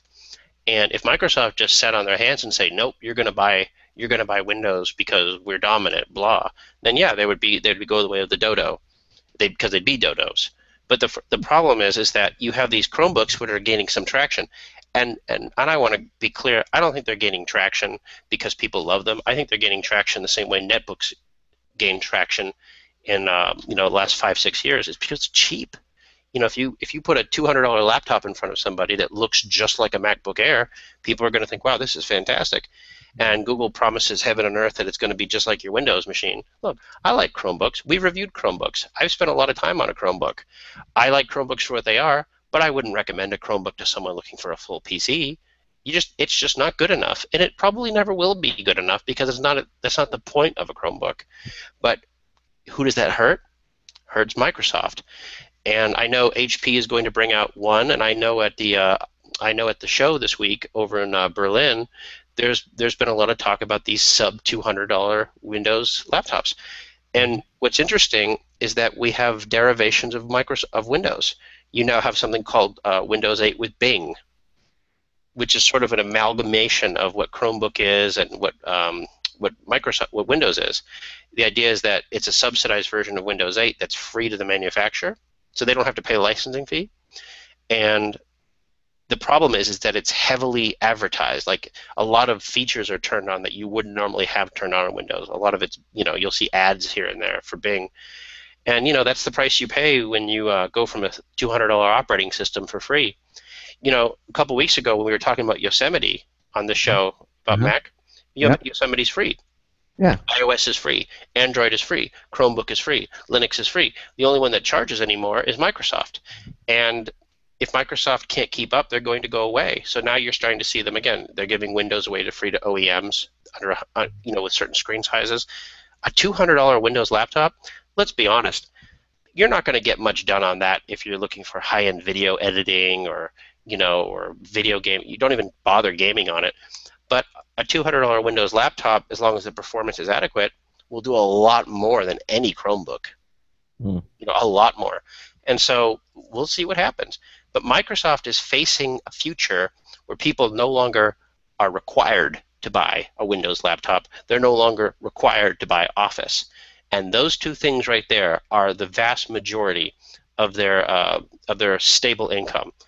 And on the flip side, I don't want to change the subject, but if you go back into the gaming world with Xbox, that's not doing too well for them either. The Xbox One has turned out to be a lackluster seller for Microsoft. So Really? Microsoft's in a position right now where they don't have that fungible and safety net. The way Apple has, Apple can sell MacBooks at exorbitant prices because they have iPhone, iPads, and whatever. Google can take a hit on Android because they have search and maps. These companies all have a backup. Nintendo doesn't have to sell a lot of Wii U's because they have 3DS. On all fronts, Microsoft, with the exception of their servers, they're not doing too well. So they're going to have to be competitive. I think it's interesting. I want to see what they can do with budget laptops and budget phones. What about the Surface? It's a failure. Didn't sell. There's talk about getting rid of it. I mean, it might be a nice machine for some people, but we're not talking about nice machines. We're talking about, did the nice machine sell? And no, the nice machine did not sell. And so, and Microsoft as a product manufacturer, as an OEM, is a mixed bag. They make their own video game console, but if Microsoft wasn't Microsoft, if Microsoft was Craig Crossman machines, and Craig Crossman wanted to bring out the Crossman Xbox, it would have failed. I mean, by every feature, the Xbox has been a financial disappointment for Microsoft. The Surface, again, they wouldn't even have been able to produce that if they were another company. The idea is that the successful departments will obviate the expenses of the less successful ones when they can gain traction. You've heard the expression "loss leader," right?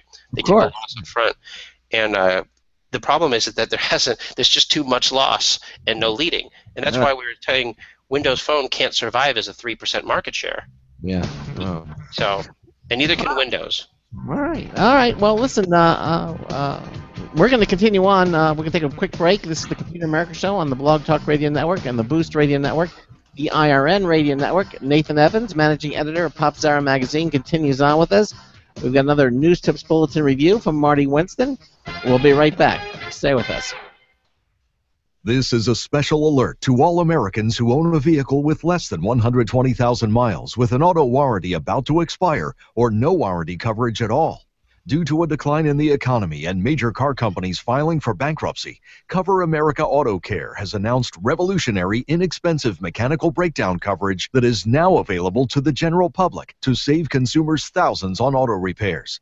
An open phone line has been established for drivers to call who own a vehicle that is less than 10 years old for a free 5-minute quote and to see if you qualify. The number is 800-483-2514. Drivers who are covered with this auto protection will not have to pay for a covered repair again. This is the auto coverage now sweeping across America at a fraction of what dealerships charge and is now available to the public by calling today. The number to call is 800-483-2514. 800-483-2514. That's 800-483-2514.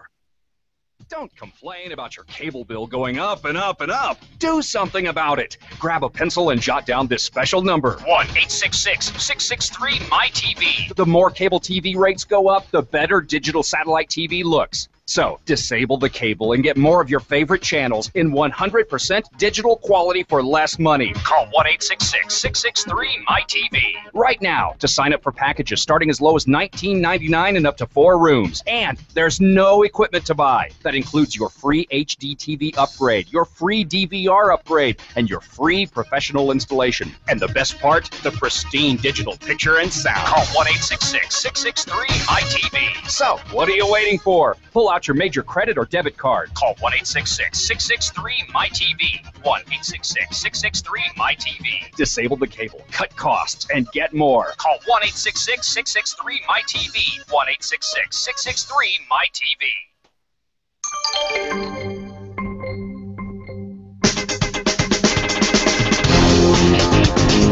G'day, it's Marty Winston with a News Tips Bulletin Review for Computer America. This time, the Martian Notifier.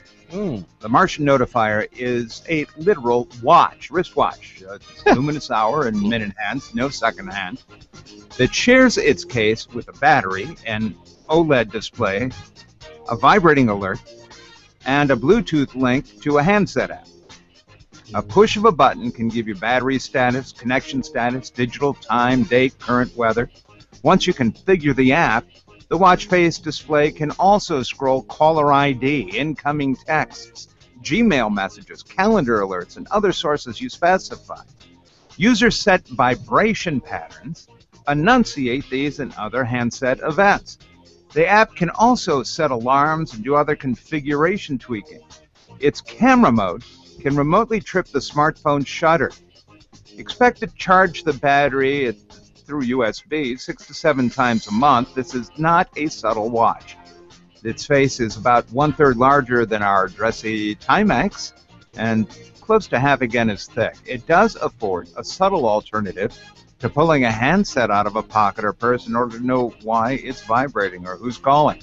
Bottom line, the Martian Notifier wrist-worn mobile peripheral offers a way to interact with your handset without using any hands. This is Marty Winston with the News Tips Bulletin Review for Computer America.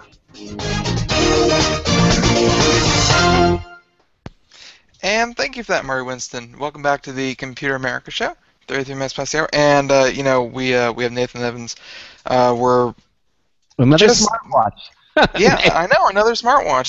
They're popping up all over the place. They're becoming a dime a dozen. So let's see if Apple will or will not, and if they can, just completely dominate that field as well. But now, we've been talking about Apple all night, and we finally got onto Windows. And we did a story. Pretty sure it was last night, might have been last Friday, where we did a story about how China is developing their own operating system to go up against the Windows giant machine, so that and I guess they're worried that now, at least the article that I read, they were most concerned with espionage. We're having spyware and things like that and backdoors built into the operating system, and China wouldn't have to deal with it. So I thought Nathan Evans always has the best opinions. So Thank you. Why not bring it up? I think you're right. I think China is worried about spyware. I think there's worried there's not enough spyware. Right now, China's suing Microsoft because of antitrust violations. They say that is pot meat kettle. That China would complain about spyware, that China would complain about copyright infringement, that China would complain about it. I can't help but laugh. This is a country. Look, God bless them. I told you my history with China. How I speak a little Chinese. China has an economy that's completely built off of corporate espionage. Their entire economy is built on stealing people's ideas and flaunting copyright infringement in this. When Japan arose from the ashes of World War II, it was built on manufacturing and patents and companies and inventions and this.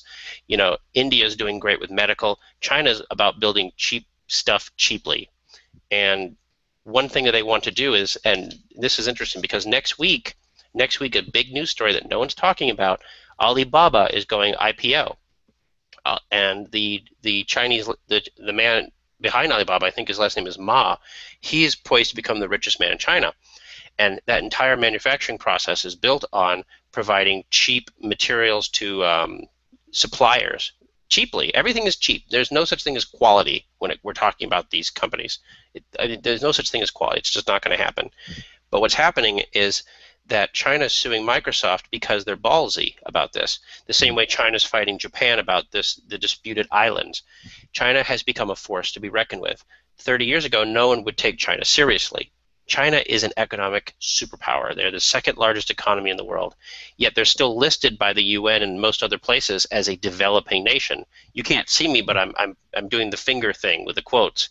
China, and because they're a developing nation, despite having the second biggest economy and some of the world's best billionaires, they're not beholden to certain regulations when it comes to pollution and stuff like this. And when it comes to Microsoft, let me put it this way: I would wager that most of the copies of Windows on machines in China were bootlegs anyway, or forks of bootlegs. That China wants to develop their own operating systems, no big deal. I will bet you all the money in China that and it's probably not worth anything, but when I will bet you all the yuan in China, yuan, that when this operating system comes out, it looks either just like Windows or it looks just like Android. It's going to be a clone of a Windows. It's not going to be a clone of Yosemite or anything like this. It's going to be a cloney Linuxy operating system. And the reason being is because it gives China complete control. China is a country that encourages censorship. They have a you'll have to forgive me, I forgot the name of it, but they have a social network that's bigger than Twitter in China. There are more people on the internet in China than anywhere else. There are more people on social networks in China than anywhere else. China is the biggest market for everything on this planet. The country is exploding, and they will not do this on the backs of Microsoft software or Apple software. They're going to do it with their own stuff because they can. They can do it. And so when this operating system comes out, it'll probably be riddled with spyware, riddled with backdoors, riddled with this, and so that's it. That's up for Microsoft to decide. Again, and to precipitate this, Microsoft is being charged with antitrust practices in China. It's an interesting story, but it's not very interesting to talk about because the facts are mostly it's mostly logistics and it's mired in legality.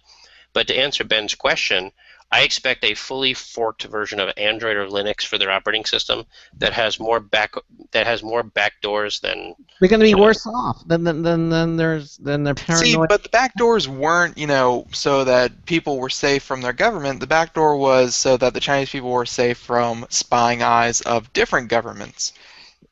It's in China they basically have IP controls. If they don't want you to look up Tiananmen Square, they can do it off. And Google is about as hypocritical as a company as it gets. They'll talk about internet freedom and post lesbian, gay rights and women's rights and all these rights on their website. But when it comes to China, they don't want to upset them. They'll completely censor themselves. And so China's already capitulated. Google's already capitulated to China before, but Google is an American company, and the servers are kept outside of the mainland. With China, they want to centralize everything, and they can control things at the source. And the best way to do that is to own the operating system.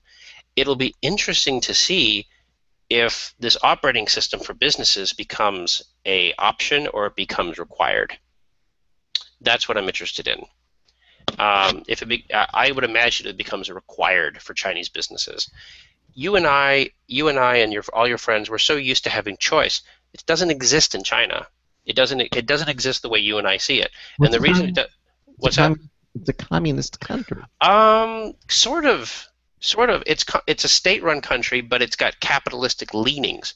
You understand that most of this economic miracle for China happened after 1997. That's no coincidence. It happened because that's when China welcomed Hong Kong back into the family after a 100-year absence. And part of the agreement with Great Britain was that when Hong Kong was returned to China, that Hong Kong get to remain an autonomous capitalistic state. Every day there's a new story about how China's starting to infringe on this, and China's grip on Hong Kong is getting worse. There's rallies. China is mandating that Hong Kong can only vote with candidates that they've chosen, things like this. But China has also barred a lot of their capitalistic ideas. You can go to China right now. We can go to China right now and create 10 businesses in a day. It's very simple. In America, that would take forever. They'd be mired in paperwork. It's because, the quality control is not so bad there, not so good there. And so you can go there and create this and have low quality manufacturing because China, the government encourages you to be competitive. And they don't encourage you to be competitive because they're capitalistic like America. They encourage you to be competitive because you're helping China's image rise in the world scheme. China will have the Olympics, they'll have all this stuff, but at the end of the day, the average Chinese person has no problem with thinking, well, the Chinese government's doing it because it's in our best interest. It's very close to how Americans felt post-World War II, when the government would censor certain things and censor, we've had a history of that in this country too, with like the Aliens and Sedition Act, and you can't say anything bad about the government. You got to be pro. We're gonna blacklist you because of the communists and things like that. In China, we're all in, we're all together, and it's very similar to what happened in Japan post World War. The exception is that, and this is going to come off racist, but I say it with love. The Japanese people as a people tend to be more quality driven. The Chinese people as a people tend to be more bargain bin basement quality driven. That's not a slight. It's the way it's always been. and it's worked for them. It worked for Japan, and it's working for China. Well, again, I have memories in the 50s and 60s. When you saw something coming from Japan and had a label that said "Made in Japan," your reaction was, "Oh, this is a piece of junk. It's cheap. It's made in Japan," and then of course things turn around, and now when you see a Japanese product, it's of the highest quality. You remember the movie Back to the Future? Of course. When Marty went back to the 50s, Doc Brown he's like, made in Japan, no wonder why he's like, all the best stuff's made in Japan. Yeah. But again, the Japanese people, I mean, it's not just a matter of Japan says, hey, everybody, let's do it. We're talking about a culture that has taken paper folding to an art form. Origami? Origami. But China's not known for that. No, it's not known for this. I mean, go to any Chinatown and hold your nose. Again, I love the Chinese people. Some of my best friends are Chinese. Like I said, I know the language. I even know a little Japanese. But the Chinese are not the Japanese. Let's not be racist here. They're as different as France. They're as different as France and English people. Mm-hmm. And when it comes to their economic miracle, it's built on the fact they have 1 billion people that are all working towards the same thing. You have 2 generations away from poverty. You have people that literally have grandparents that lived in mud huts, and now they're owning corporations. They're hungry, they're starving, they want it, they're willing to work, and the American economy suffered because we don't have that drive anymore. So the same way we allowed the Japanese to take over the auto industry, the electronics industry, and everything back in the 70s and 80s, we're now allowing Chinese companies to take over our banking system, our product manufacturing, and everything. We're allowing China to come in because the average American worker will not, and to be honest with you, legally cannot compete with it. You cannot have an American workforce compete with Foxconn. You're going to tell a unionized, because it's always union. You're going to tell a union company that they have to work for minimum wage? Screw that. They would rather nobody work than work for lower wages. Okay, then I'm going to move my company to China. Look what happened with Burger King and Tim Hortons. Burger King says, goodbye, we're buying Tim Hortons, we're going to move to Canada. I'm not trying to be anti-union. Unions have done great things, but they did great things decades ago. Their stranglehold on manufacturing has destroyed the American manufacturing society, and that's what we basically gave it to China. We gave it to China, and now what's funny is that China is outsourcing to Singapore and Bangladesh. And I say go for it, because now Singapore and Bangladesh is about to get a cash infusion. We wouldn't work for $1 a day, but to them $1 a day is a fortune. They've never had that. I think the next 30 years is going to be interesting, but I think we're going into a very I think the term is called Sino-Chinese landscape, where China's going to become an influence. They're going to exert their influence. We're going to see what Microsoft does. It'll be interesting. Is there an answer to this problem, or is this just? Problem? Yeah, I don't know if it's a problem. The Chinese are up and coming. How do we solve this, people? Let's get some ideas out there. We've sent all our manufacturing to China because we can't compete with that, and so therefore we can't compete with it. Therefore, we're basically cutting off our nose to spite our face, is what we're doing. What's interesting is that we think that the Chinese people will stay the way they are. What's going to happen is the Chinese, and like I said, I talk to Chinese people every single day from China. I help with a lot of their immigration stuff, and what I'm getting is that China thinks that the students will come over here, go to school, take classes, learn what we know, come back and apply it to China. They are getting corrupted. The American lifestyle is very, very lucrative. It's very attractive. The idea, if once you get a taste of autonomy, you're not going to get 1 billion people listening to the whims of a group of old men in China forever. They're going to go back. There will be political upstarts. China will change simply because you can't educate people to think for themselves and expect them to go back to the old system of non-thinking for themselves. I welcome our political corruption, and to go to China and corrupt what they have. Maybe it's good, maybe it's bad, but 1 billion people thinking for themselves can't necessarily be a bad thing. And I think it's going to be great. I think China's going to be interesting to watch. Well, that's sort of what happened with Russia. That's why communist Russia basically caved, because they wanted more of the Western lifestyle. They wanted the movies and the blue jeans. It's interesting. we could have this discussion all day, but I remember when the Russian Revolution happened, and the USSR finally went kaput. Yep. And regardless of how you think it happened or how your theory on it, the fact of the matter is that Russia suffered when that happened, because Russia went from the USSR to all these little Baltic states, and they had and the problem is that we in America, we're kind of, I love our country, but we're very naive, and we think that we're just the same thing will happen to them would happen to us. No, It's not going to happen the same way we think the Levant, or aka the Middle East, is going to reform simply because people start voting in democracy. It's, I hate to say it, I mean, I love our country and everything, but you can't export democracy like we have, because they're different people. They have different cultures. It's going to require a completely different type of thinking. And, it's tragic what's happening over there right now. It's tragic what's happening, and I don't know. Like I said, we should probably move on, because it's a very different subject. Well, which kind of moves us into the ISIS wallet mobile payment services changing their name to SoftCard because of what's happening over there. Oh yes, I think we talked about that before the show. Unfortunately it had to happen. I think this thing was I think the name change for ISIS was in the works for a while, but sadly, there was that beheading video of the journalist Stephen Soloff, and ISIS. Now I have different school of this. There's no such thing as ISIS. There's no such group as ISIS. They don't call themselves ISIS. Forgive me, my Arabic is terrible, and I'm not even going to try it because it'll sound like I'm coughing.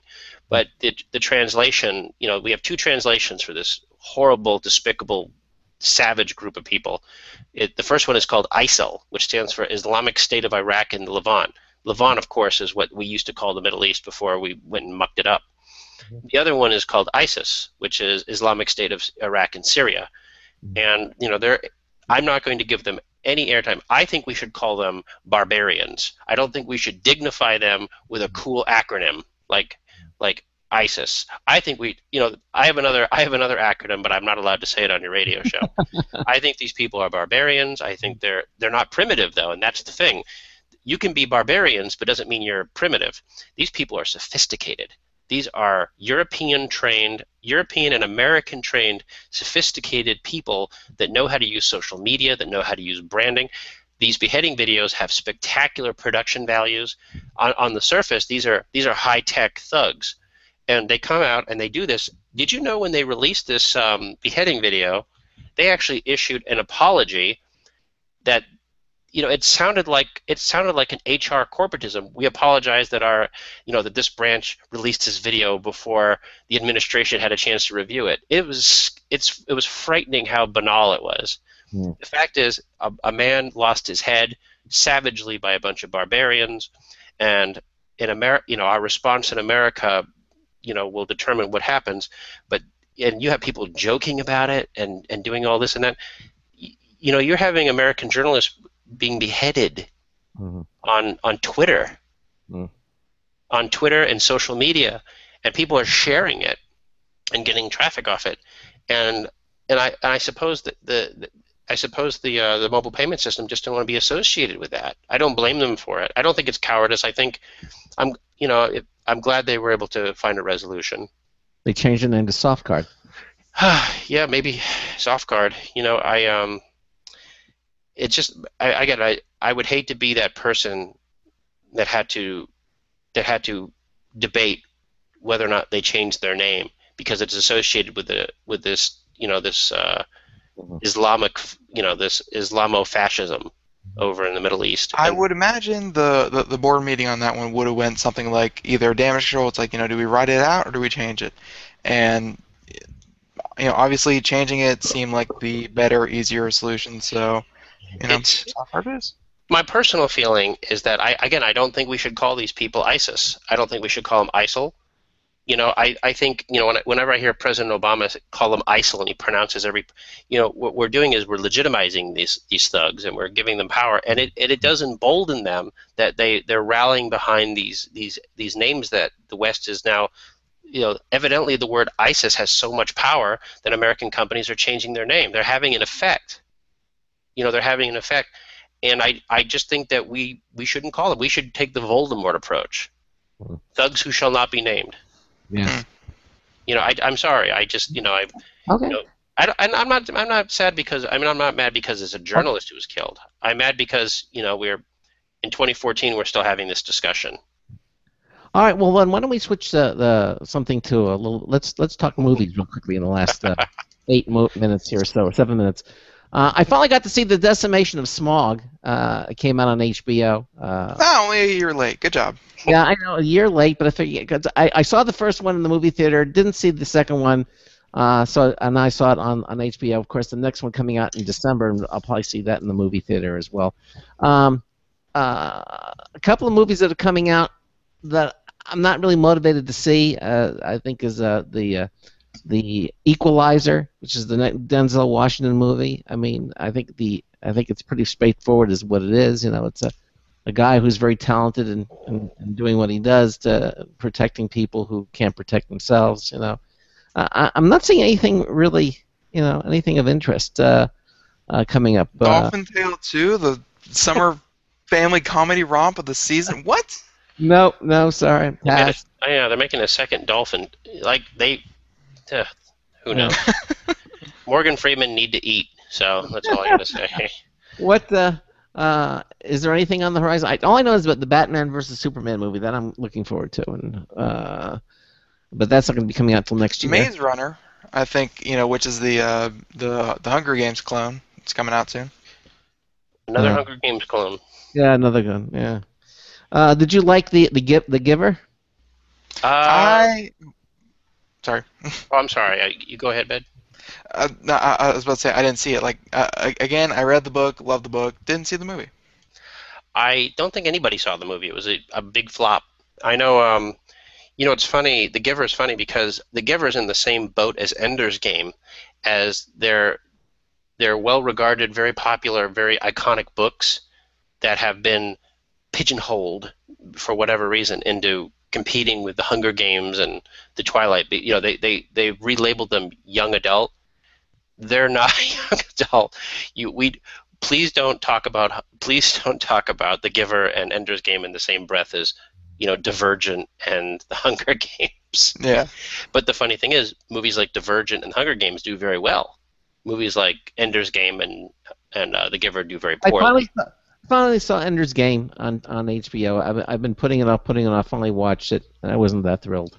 Yeah, it wasn't a very good adaptation. They missed the point. Yeah, it didn't. It had good special effects. Yeah, no, but the story didn't grab me. They gutted the whole purpose, I believe, of the book, and I don't. What, Ender's Game? Yeah, it was a very poor adaptation. Very poor. Yeah, I didn't see it, but just in the previews, and I've read the whole series 3-4 times over, and just from the previews, I knew I'm probably not gonna go see that one. They didn't do it right. Well, what's funny is that when you're a big reader, you always come across that wall. Like, do I like this? Because it's not exactly the same. You have to mentally compartmentalize and say, well, I'm going to look at this movie for what it is. Like if you talk to sci-fi nerds, they hate Starship Troopers, the movie. They think it's despicable because, let's be honest, it doesn't have anything to do with the book. I like the book. I like the Heinlein book. I enjoy it. But I also love the movie. The different things. The first one wasn't. I kind of liked the first one. I liked it. Yeah, it was fun. Yeah, it was its own thing. The second and the third one was terrible, but the first one was very good. Yeah, the first one was by a revolutionary director too. People forget that directors help, and you can't hire these hacks to come in there and do some unimaginative adaptation. But no, I mean, aside from that, I don't really know. I know that's shameful because I should keep up on this, but there's nothing on the horizon that interests me for that's coming out anytime soon. Batman versus Superman. But that's 2 years. I know. A 2-year wait. Yeah, exactly. That's 2 years. But I do know that at the end of the day, against all odds, I guess, Guardians of the Galaxy became the biggest hit of the summer. In fact, the biggest hit of the year. Yeah, I wasn't that impressed with it. I didn't like it. It was okay.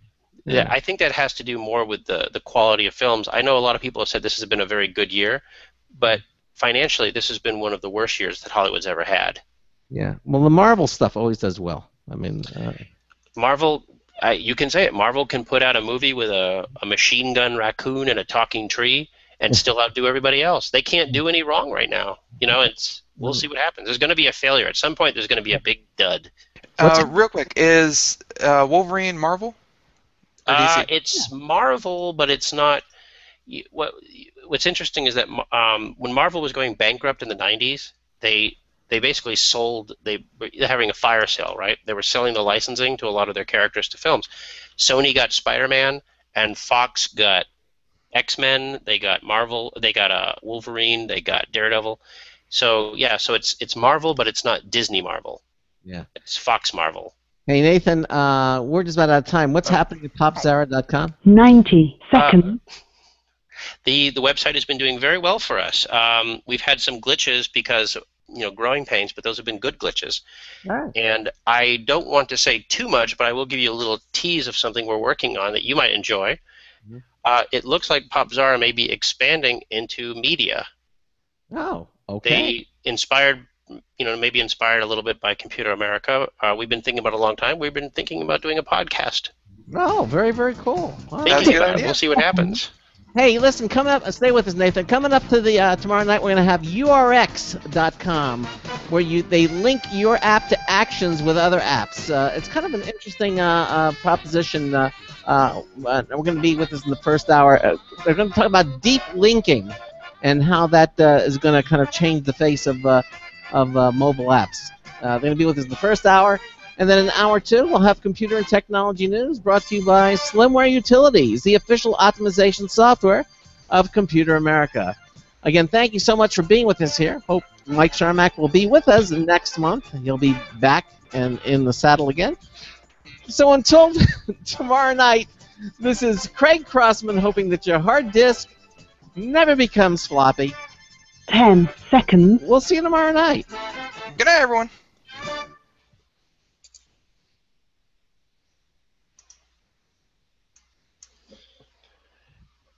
Thank you for using Blog Talk Radio. Goodbye. Okay, and the point I wanted to make about Wolverine, but I muted my mic by accident, was that Wolverine is getting killed off apparently for good. Really? No way. I don't believe it. No, so neither does anyone else ever in the history of ever. But Marvel says that they're going to kill him off and keep him dead, but I'm sure until they really need him back or they just want a ratings boost, they're going to say, the return of Wolverine or something like that. But apparently they're going to kill him off soon. Yeah, they killed Captain America already. They turned Thor into a girl. They turned 5 characters. In the comic books, but not in the movies. They're not going to do that. They're not in the comic books. Yeah, they're not going to kill Wolverine forever. No, they're not. It isn't going to happen. I mean, it's a money machine. Why would you ever want to do that? Ben's completely right. They can kill him so they can resurrect him and say, "Hey, he's back." Exactly. Was he ever really gone? Yeah. Well, everybody, thanks for watching us on our live video streaming page, brought to you by Otherworld Computing, and we'll see you tomorrow night with URX. Say goodnight, everybody. Good night, everybody. All right.